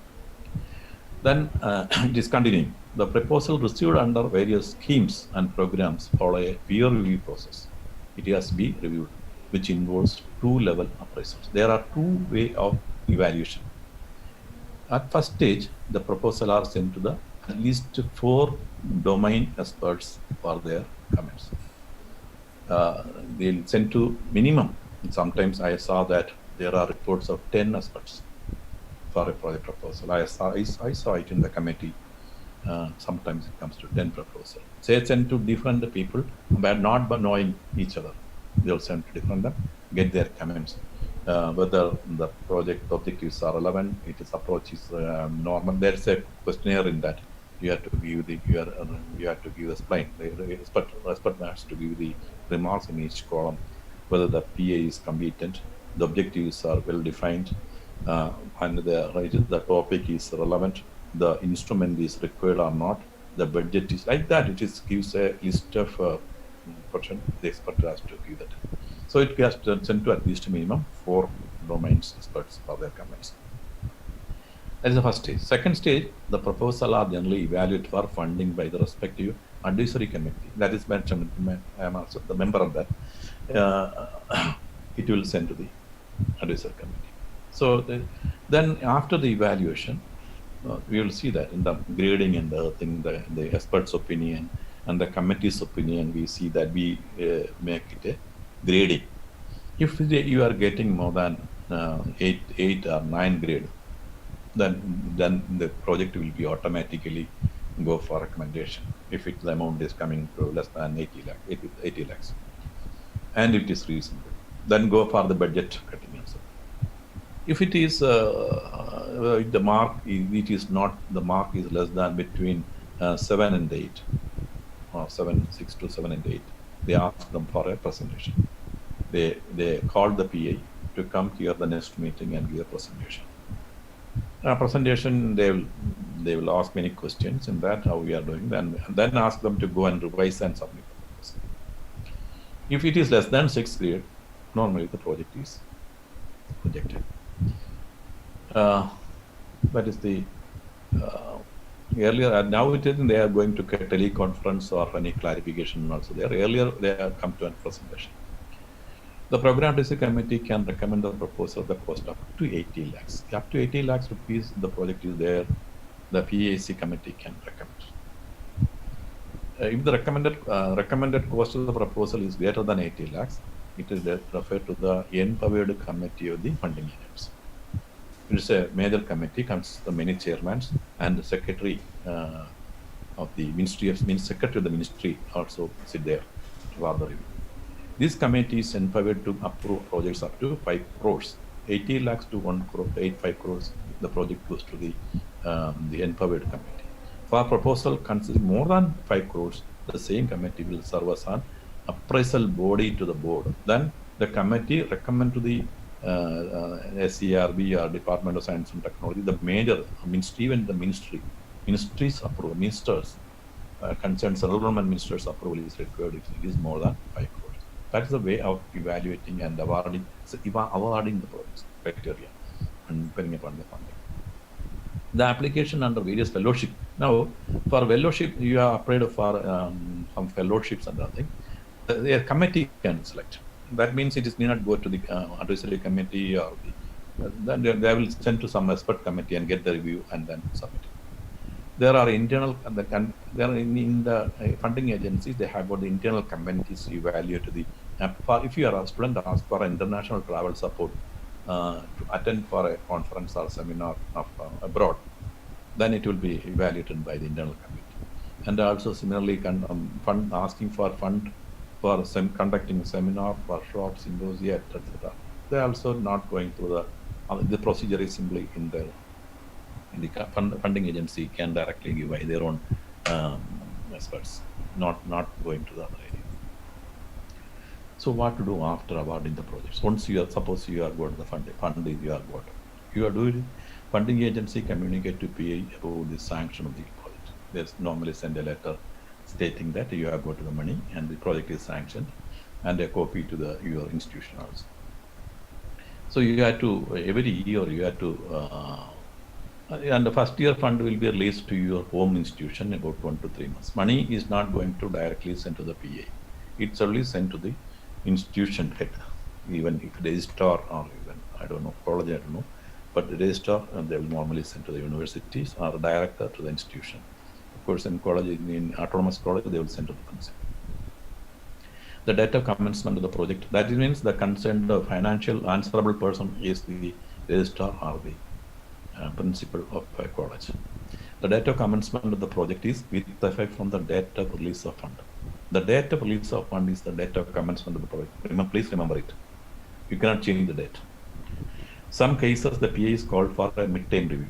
In between, in mid-term review, when the project is going on, then called for a mid-term review. I think most of the time.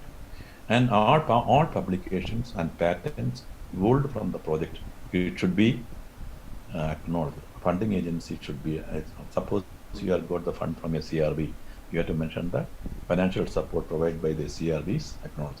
You have to clear in all your publications, patents, reports, everything.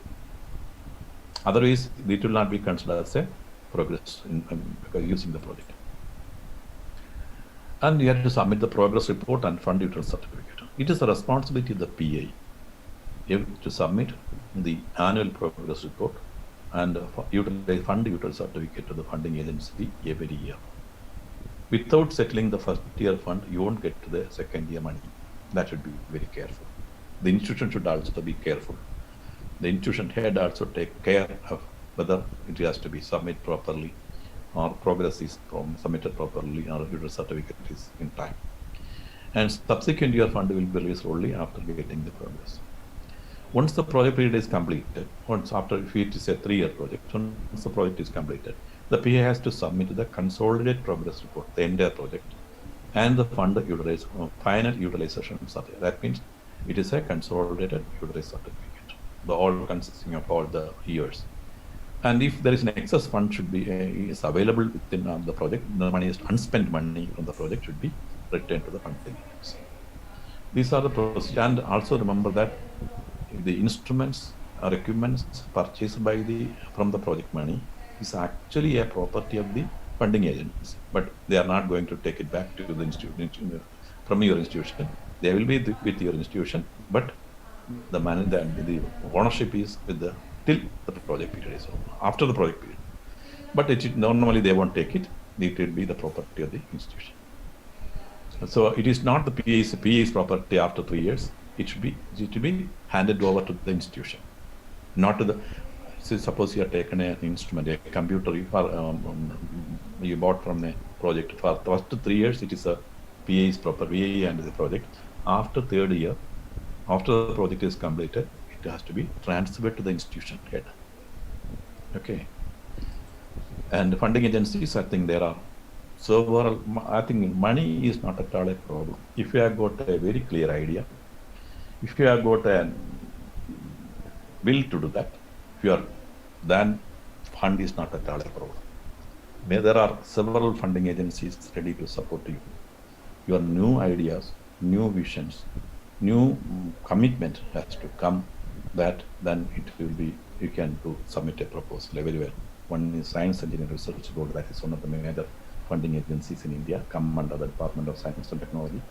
Department of Science and Technology, of course, DST, Government of India, University Grants Commission, and Department of Space, our ISRO. They are also funding. Ministry of Science, the Government of India, Department of Biotechnology, they are funding. Ministry of Environment and Forest. I am mentioning not all, only part. Council for Scientific and Industrial Research. Even in Kerala also, Kerala State Committee on Science, Technology and Environment also funding. Ministry of Human Resource and Development, Government of India, Defense Research Development Organization. It's only a part. There are many more is there. So I am just mentioning all that. So before that, I would like to show some of the funding agencies and their activities also. I would like to show. If you need a break, I think I can break, and we can have discussions. Okay. Yes, sir. We can go up to your convenience. Okay. Yeah. No, I don't know what about the audience, whether they need a break or something. I don't think they will need a break. If your session is over, or do you want to say something more about the funding agencies? I want to show some slides, not slides, I think some thing which I would like to show. Like example, I want to show about the STRB, the whole source of funding, and other thing I would like to show. Okay, sir.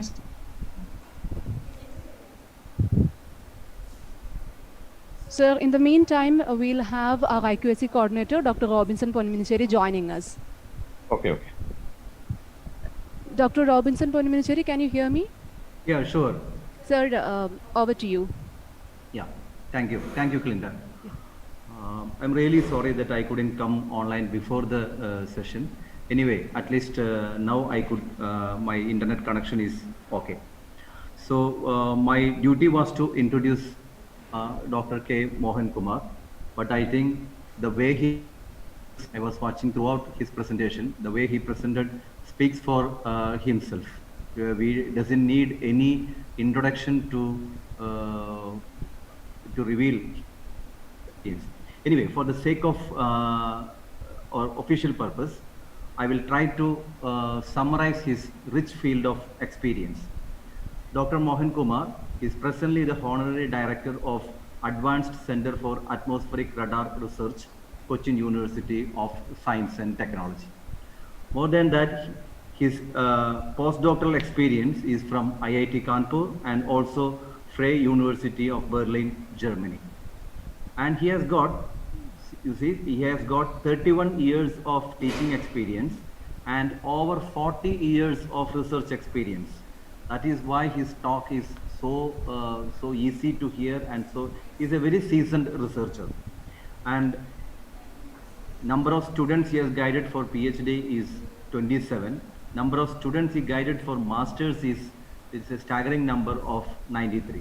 And his experience in university administration, he was the Dean Faculty of Marine Sciences of Kead from 2006 to 2009, Dean Faculty of Environmental Science from 2010 to 2016, and again the list is so big. And let me mention about the awards and recognitions he received. He received the ASLI Choice Award of International Award in 2008, the SARC Award for Senior Scientist International Award in 2007, and the list is like there are 10 more numbers. And he was a distinguished positions in various government bodies, member of research scientific review and monitoring committee, member of the independent review committee, member of the human resource generation committee in space sciences, etc., etc., etc. It is a long list. And the research projects, that is what I would like to highlight. The research projects undertaken during the last 5 years, the amount is rupees 30.46 crores. And number of research papers published in SCI journals is 103. High impact international journals is 77. Really, I congratulate the Department of Library Science for inviting such an eminent personality as the resource person.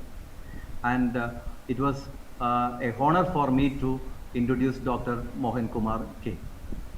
Thank you. Yeah, thank you, Dr. Robinson. Now, hello, Dr. K. Mohankumar. Yeah, can you hear me? Yeah, we can see your slide on funding agencies, and if you would like to talk about that, you can do it now, please. Yeah, I think those who are interested, one of the main funding agencies, University Grants Commission. UGC, actually, of course, everybody knows that in humanities, social science, languages, literature, pure science, engineering, and technology. Those who are institutes, there are two types of major projects are available, major and minor research projects. So these two, for the young faculty also, they can apply for major projects up to 10 lakhs or 15 lakhs. They will get it. And if you are a minor projects and major projects also, you get lakhs to about crore. You can see the UGC site, I think you will get more information.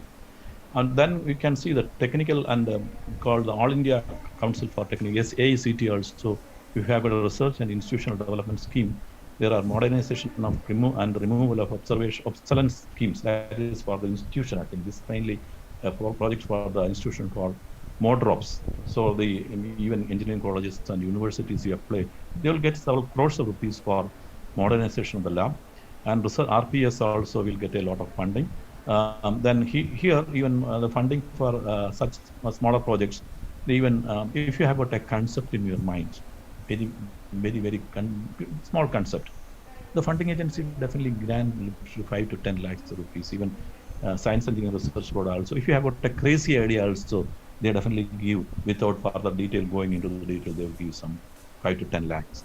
And capacity building research, a young faculty, 30 years limit, with a grant of rupees 10 to 10 lakhs, they will also provide to carry out research on doctoral level in a reputed institution. That means if you are an MTech student or MTech holder, you want to do PhD program, that you can less than 30 years, we want to go to IIT, some of the institution, you can definitely apply for the capacity building for research program, and they will provide you 10 to 10 lakhs for them. You can then for projects.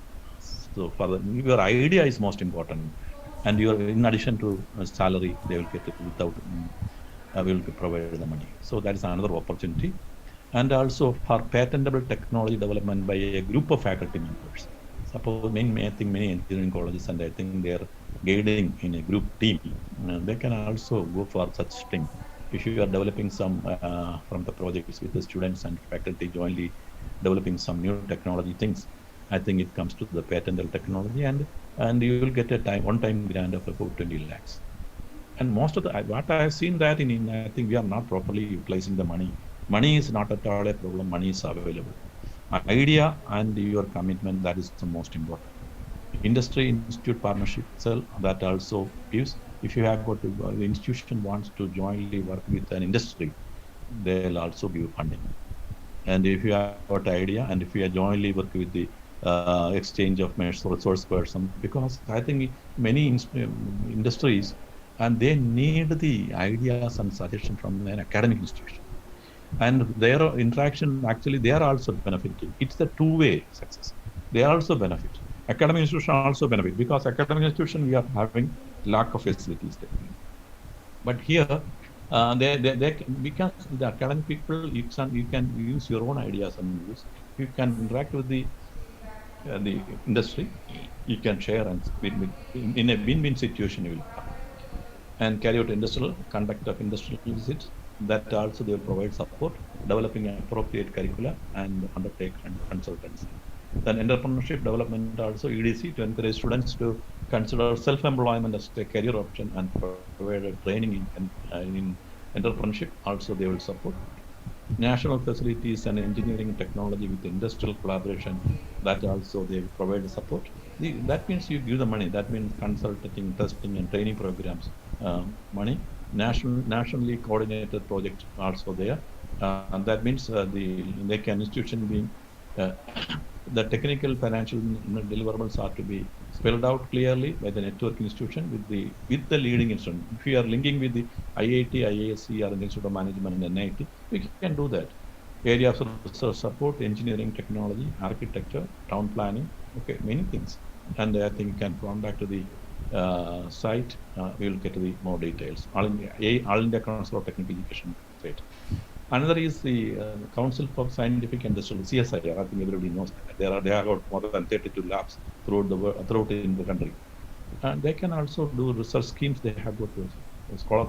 I think you know, CSIR, they are conducting examination, giving money. They are giving extramural research funding for the project, and anybody can apply and get the funding. They have got a Emirates Scientist scheme. After you retire, you can apply. They will give it to 3 years for 25,000 rupees per month. And also they have got the award, many fellowships they provide.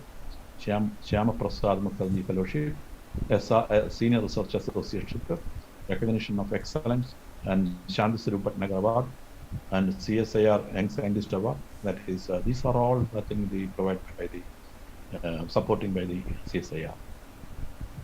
Then CSIR program with the Youth Leadership in Science, Diamond Jubilee Research Internship Award Scheme, Visiting Associateship Scheme, and workshops in India, and partial travel grant. That also for international travel, CSIR also give partial travel grant up to 20. I don't know, early 25,000 rupees. I don't know percent. And also they provide the faculty training program, adoption schools and colleges, CSIR labs. Contact the CSIR. Then DRDO, Defense Research and Development Organization. That also the topic is relevant to the area of defense and defense science. Definitely they are also support. I think in Cochin we are having the National Physical Ocean Laboratory, NPOL is there. You can jointly work together with the team and also project. Then Aeronautic Research and Development Board. If the area is coming with their grant, they are also giving funding. That conducted procedure. Department of Atomic Energy, DAE also gives support.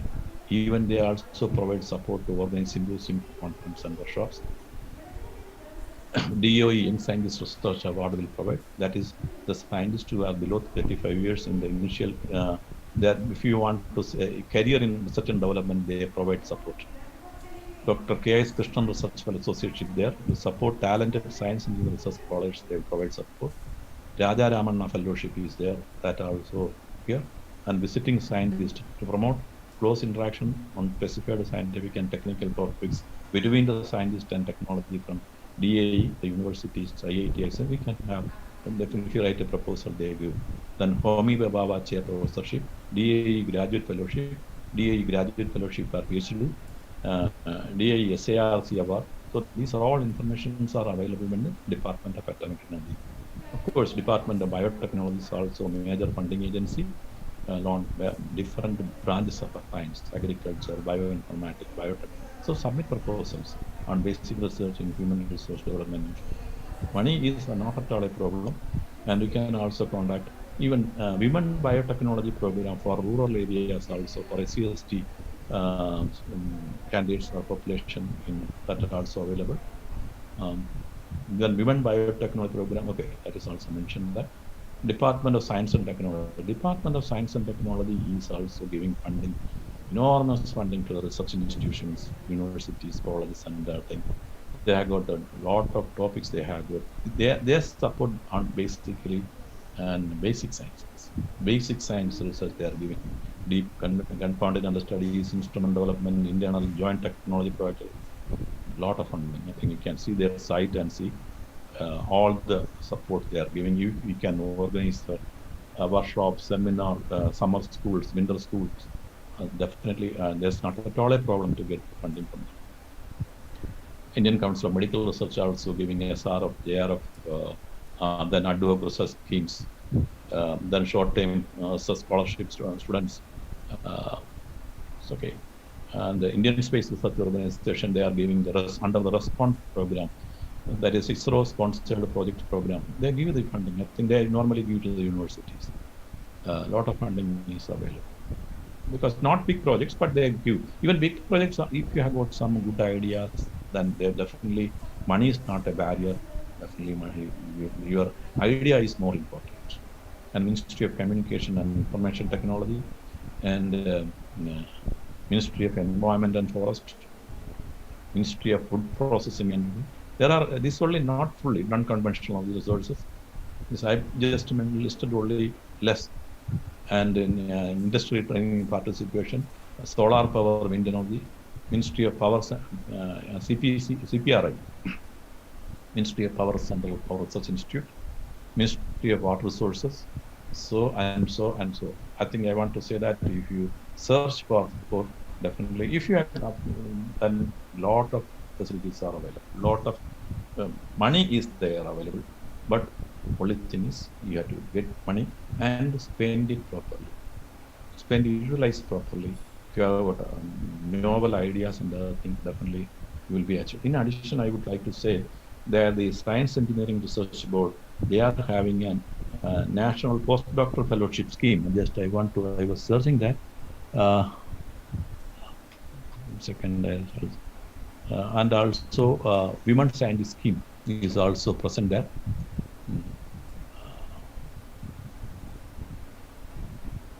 That also a good opportunity for the young researchers to go for just type CRB funding of CRB schemes. You can see that CRB is giving lot of funding to the Science Engineering Research Board.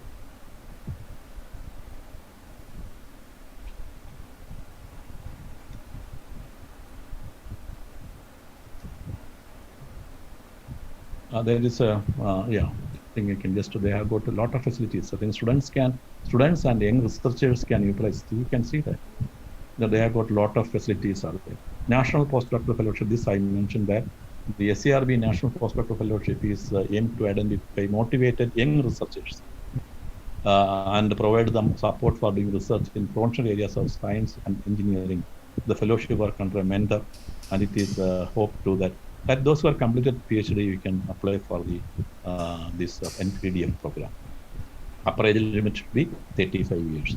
NPDF and masters. Okay, that I think you can go to the site and get all the details. And it is quite interesting. And another is Human Excellence Award is there. Overseas postdoctoral fellowship is there. So those who want to do that, is the people are not utilizing that. The 2 years period, maybe they can go abroad and do research. In part of the thing that also they can do. Overseas postdoctoral fellowship also students can do. And also students can utilize the international travel grant. So the students can, the research students and the young scientists below 35 years, if you have your young scientist, if you have got your paper is accepted in an international conference, you can, the government, the SCRB will provide you to and fro airfare, plus the airport taxes, plus registration fee. So they will provide all these things. You can attend the conference. They won't give the money for your stay and accommodation. Registration fee also they will pay. So like that, I think, and Women Scientist scheme is also there. That Women Scientist scheme is given by the Department of Science and Technology, Government of India. That means if you're a research scholar, that means a student, PhD student, they are not able to continue their research in between. Sometimes their family matters, marriage, they are from one place, they're shifted from one place to another. Then they are not able to continue their PhD. Then the Department of Science and Technology support such candidates. If there is a break in their research career, they can apply between 27 to 57 years in the age limit. Any age limit. This is the age limit is up to see that up to 57 years. Anybody can apply for that. If there is a break in your research career, they can continue research career, and they will give good money, about 55,000 rupees plus in their all the other contingency in that thing per year. That also, anybody, many those who are attending this, or any of your colleagues or friends, you can just tell them opportunities are plenty. Please utilize this facility, and you build up your career, our country, and also in the field of science. Thank you all for attending this. Yeah, definitely, sir. We will keep all your suggestions in mind, and we will try to, and I hope the participants also will try to make the best out of the things that you told us. Thank you for that. Okay. Right now, we have the pleasant presence of Dr. K.M. Hanifa, the HOD, Department of Library and Information Science, University of Calicut. He was, as you know, our resource person for yesterday's session. He will join us right now to comment on the presentation of the day. Dr. Hanifa, over to you. Okay, sir. Good afternoon, sir. Can you hear me, sir? Yeah, I can hear, no problem. Please. Okay, sir. Yes, you are audible. Sir, thank you very much for your excellent and very informative session. So it was one of the very informative. Actually, we need an entire day for the different component of these, how to write the research papers. I am from Calicut University. We are experiencing a lot of problems for taking research projects, especially for getting funds after sanction of the funds. It is too late. And also for the auditing, even after the completion of the project, it will take 5 or 7 years for the auditing purpose, etc.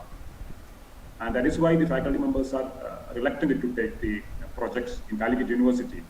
Presently, our new VC, your colleagues, has joined. I think he will take initiative for taking projects. So I think Dr. Jayaraj may knowing better, because he is familiar with all these delay in the utility submitting certificate. I think he can solve the problem. Yes, sir. Yes, sir. Okay, sir. Thank you very much, sir. Really excellent session, sir. Thank you. Thank you. Thank you.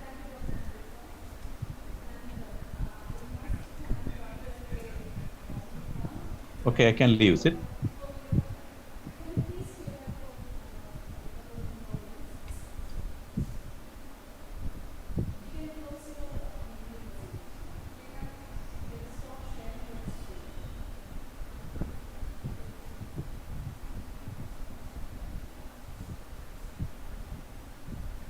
Thank you, Dr. K.M. Hanifa, for your words. And Dr. K. Mohankumar, we'll let you know in a couple of minutes. Sir, thank you so much for your soulful presentation on how to write a research proposal. Your presentation was detailed, comprehensive, and distinctive.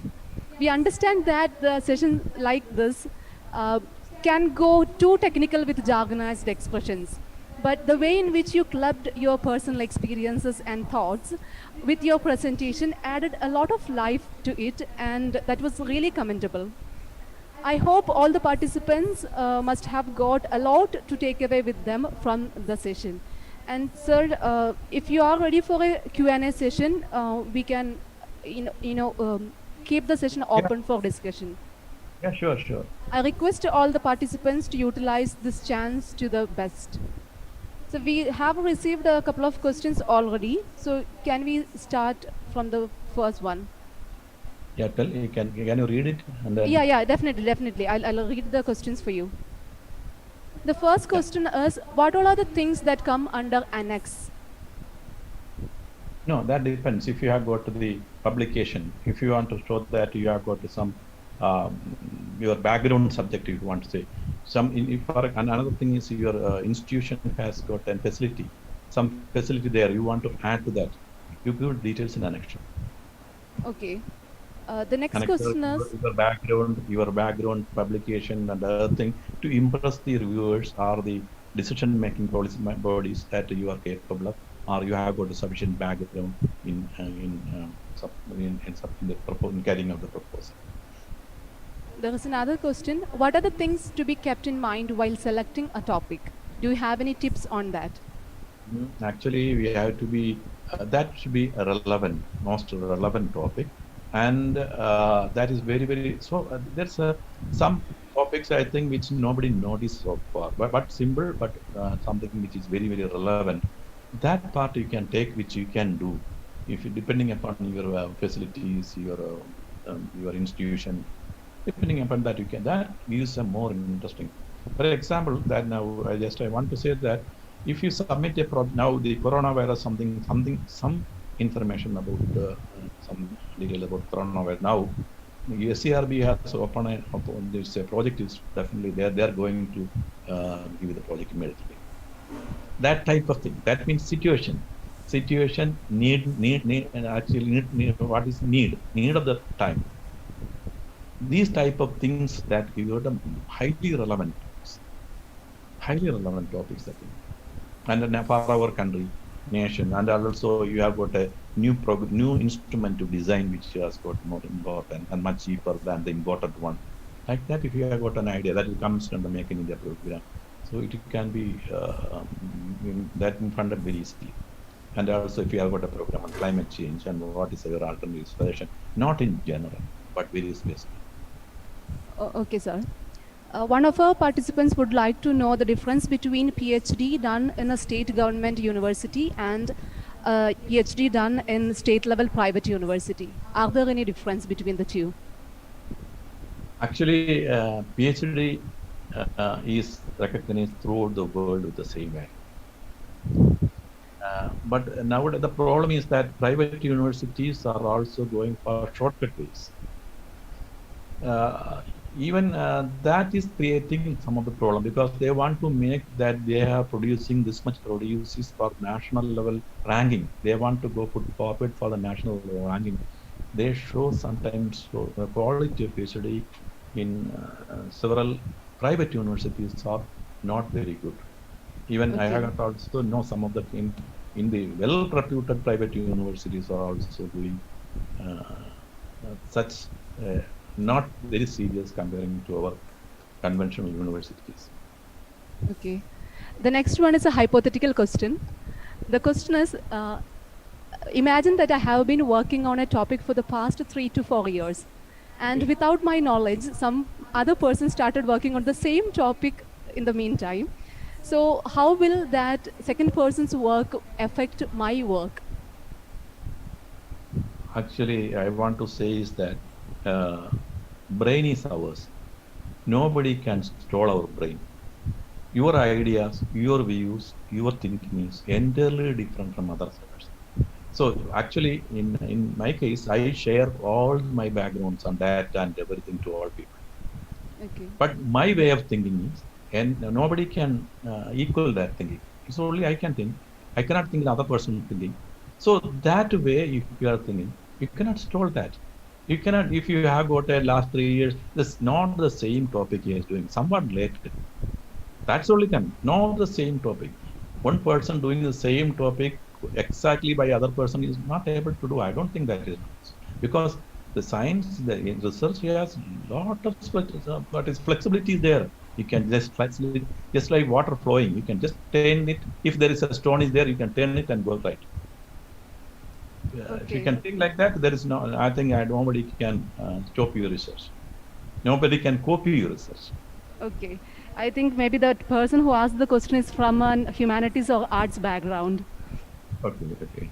Yeah, I'm mainly on science field, science and technology field. So my area is more, I think, shifted to that. Humanities field also, you can slightly change your, tune it to your program.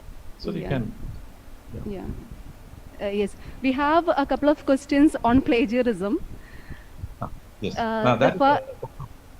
The first question is, if a research article is available on Google, then do we need to take the permission to download it and use it? Google, I think how can we depend on Google? That is, Google is not plagiarism free. That is not a difference. But it is our ethics. We think that what we are doing is not correct. It's our own ethics. Science should be, I want to say that the young scientists should be, they are very, very careful about that. Don't misuse the science, because if you are misusing science means you are spoiling the next generation. If you are making a mistake in your research, by knowingly, I want to say knowingly or intentionally, then you are spoiling your next generation. Definitely, I know sir. some people, I think they are doing some manipulating the data and getting the result. They want to get the result, but actual observation they won't get. They manipulate, but it is not scientifically ethics. That is very, very wrong. That should not be actually promoted. It should not be allowed. Okay, we have a similar question. Will downloading papers through SkyHub and using it come under unintentional plagiarism? Actually, I want to say that for your own personal purposes, for your referring, it's okay. And that is why fair use, I mentioned one topic, I think you might have heard about that. Fair use, very limited purpose, it is permissible, but not in another way, but it is not considered as a fair plagiarism. Very Okay. limited use. Definitely, sir. The next, For academic and education only, yeah, not for not for other purposes. Definitely, sir. The next question is, how do universities check plagiarism? I have heard that certain percentage of similarity index is fine. So how much is too much? No, actually, in a university system, in our library section, when before submitting a student for PhD thesis, you have to submit the entire document into the university engineering the library section. They will check the plagiarism, and then they give the certificate. Then only they can submit to the university. Now there are certain percentage of how it comes. Plagiarism software. Even my name, if you are writing, that will also tell that your name is appeared in so and so. Your address is appeared in so and so. From some word we are using, some atmosphere, the globe or something. Even some part that is a very common word if you are using. That also counted as plagiarism because software is not knowing that it is new. That type of plagiarism. That is why it's few percentage of allowed. In a PhD thesis, this is allowed only with the introduction chapter. You allowed some percentage because that is a common chapter. But when we are at the working chapter, there is it should be not less than 2% or something, 3%. We don't allow that. That this percentage is coming mainly because of the mistake in the software part. But otherwise, if you are clearly mentioned that it is appeared here, they are just assured. So try to avoid. You can check with there are a lot of facilities available. You check with the some software, then you change the wording, then it will plagiarism disappears. You write that part, you write in your own words, or change the wording, or change the sentence, then it will come to a plagiarism-free material matter. Identify the line, change the wording, then it comes to plagiarism-free. Okay, sir. Well, there is a related question. We will have to depend on the existing body of knowledge for any research work. So how much can we take from other sources by giving proper credits? That is possible. If you can take others' ideas and you are you see science or engineering, any branch of part of the subject it is a continuation. We have to start from somebody's work. We are proceeding further from how our study is different from others. We have to say that these are the things what they have done, sir. These are some gaps which I would like to continue. So we are quoting them, referring them their work, and also when we are getting some results, sometimes your results are very much matching with others. That also we have to mention. This is no problem. You cannot take as long as any reference in that. You support your own views and ideas, support your own findings. You can take any references, relevant references, or the very, very well-established references you can take it. Only thing is you have to refer or cite it. Okay, and the last question is, so you spoke about a lot of funding agencies, and the question is, are these fundings only dedicated for the people in academic institutions, or can a person who has an independent postgraduate degree opt for such funding? Actually, those who are employed or unemployed, or that you are asking?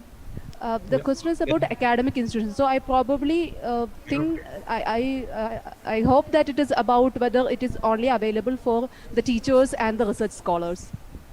No. Even non-government organization can apply. Registered non-government organization can apply for a proposal. The proposal is sound enough, definitely they use it. But it should be a registered non-government organization. That means they are answerable to the funding. Funding is most important. They are to answerable to the funding and all the equipments. Then definitely they will be. Even private institutions, private engineering colleges, private universities also we are get support. Now private universities are taking more money than because our people are so lazy. Just like Ranifa mentioned that universities administration is taking lot of problem is those who are taking projects. Anywhere, even not in Calicut University, everywhere it is like that. Actually, in my project also at that time there's absolutely no problem. Now they are starting because of the lot of politics is there. That is another problem is there. Okay, I'm not going into detail about that. Otherwise, I think this if the academic community is supporting this, then it's easy. If they are the administration is standing against us, then it's difficult. Actually, the university or institution is supposed to support research because money is coming. But that is not actually, it is not so. Okay, so I guess the question is well answered. So those are the questions from the participants, sir. Thank you so much for taking time and pain to answer them all. And we also understand that you cancelled one of your international meetings to join us, and we can't thank you enough for that. So I have to start at the 2:30 the meeting will start. It is a monsoon mission. It's the international Ministry of Government of Ministry of Science meeting, a review meeting. That is going on. It is going on today. Okay, so we'll wind up the session in a couple of minutes. Now I invite Nimida K, faculty, the Department of Library and Information Science, to propose the vote of thanks. Over to you, Nimida. Good afternoon, all. It is my privilege to express our thanks to all who are associated with today's program. First of all, I would like to express our gratitude to our resource person, Dr. K. Mohankumar, sir. You give us an excellent presentation and thus made the webinar interesting and meaningful. Thank you, sir, for spending your time with us. Thank you. Next, I would like to thank our principal, Father Dr. Jolie Andrews, for his words of encouragement. Thank you, Father. Next, I would like to thank our IQAC coordinator, Dr. Robinson Ponvishiri, for his valuable contribution, guidance, and encouragement. Thank you, sir. I, on behalf of the Department of Library and Information Science, extend our gratitude to the participants for your cooperation in making this session fruitful. Once again, I thank you all for your attention, and we will see you tomorrow. Thank you. Thank you, Nimida. Today's session has come to an end. We thank all of you for your presence and patience. You may all leave the meeting. Special thanks to the resource person once again. Thank you, sir. Thank you. Yeah. For the participants, the feedback form is shared on group chat. You can fill them up and submit to the college. Thank you all. Have a good day.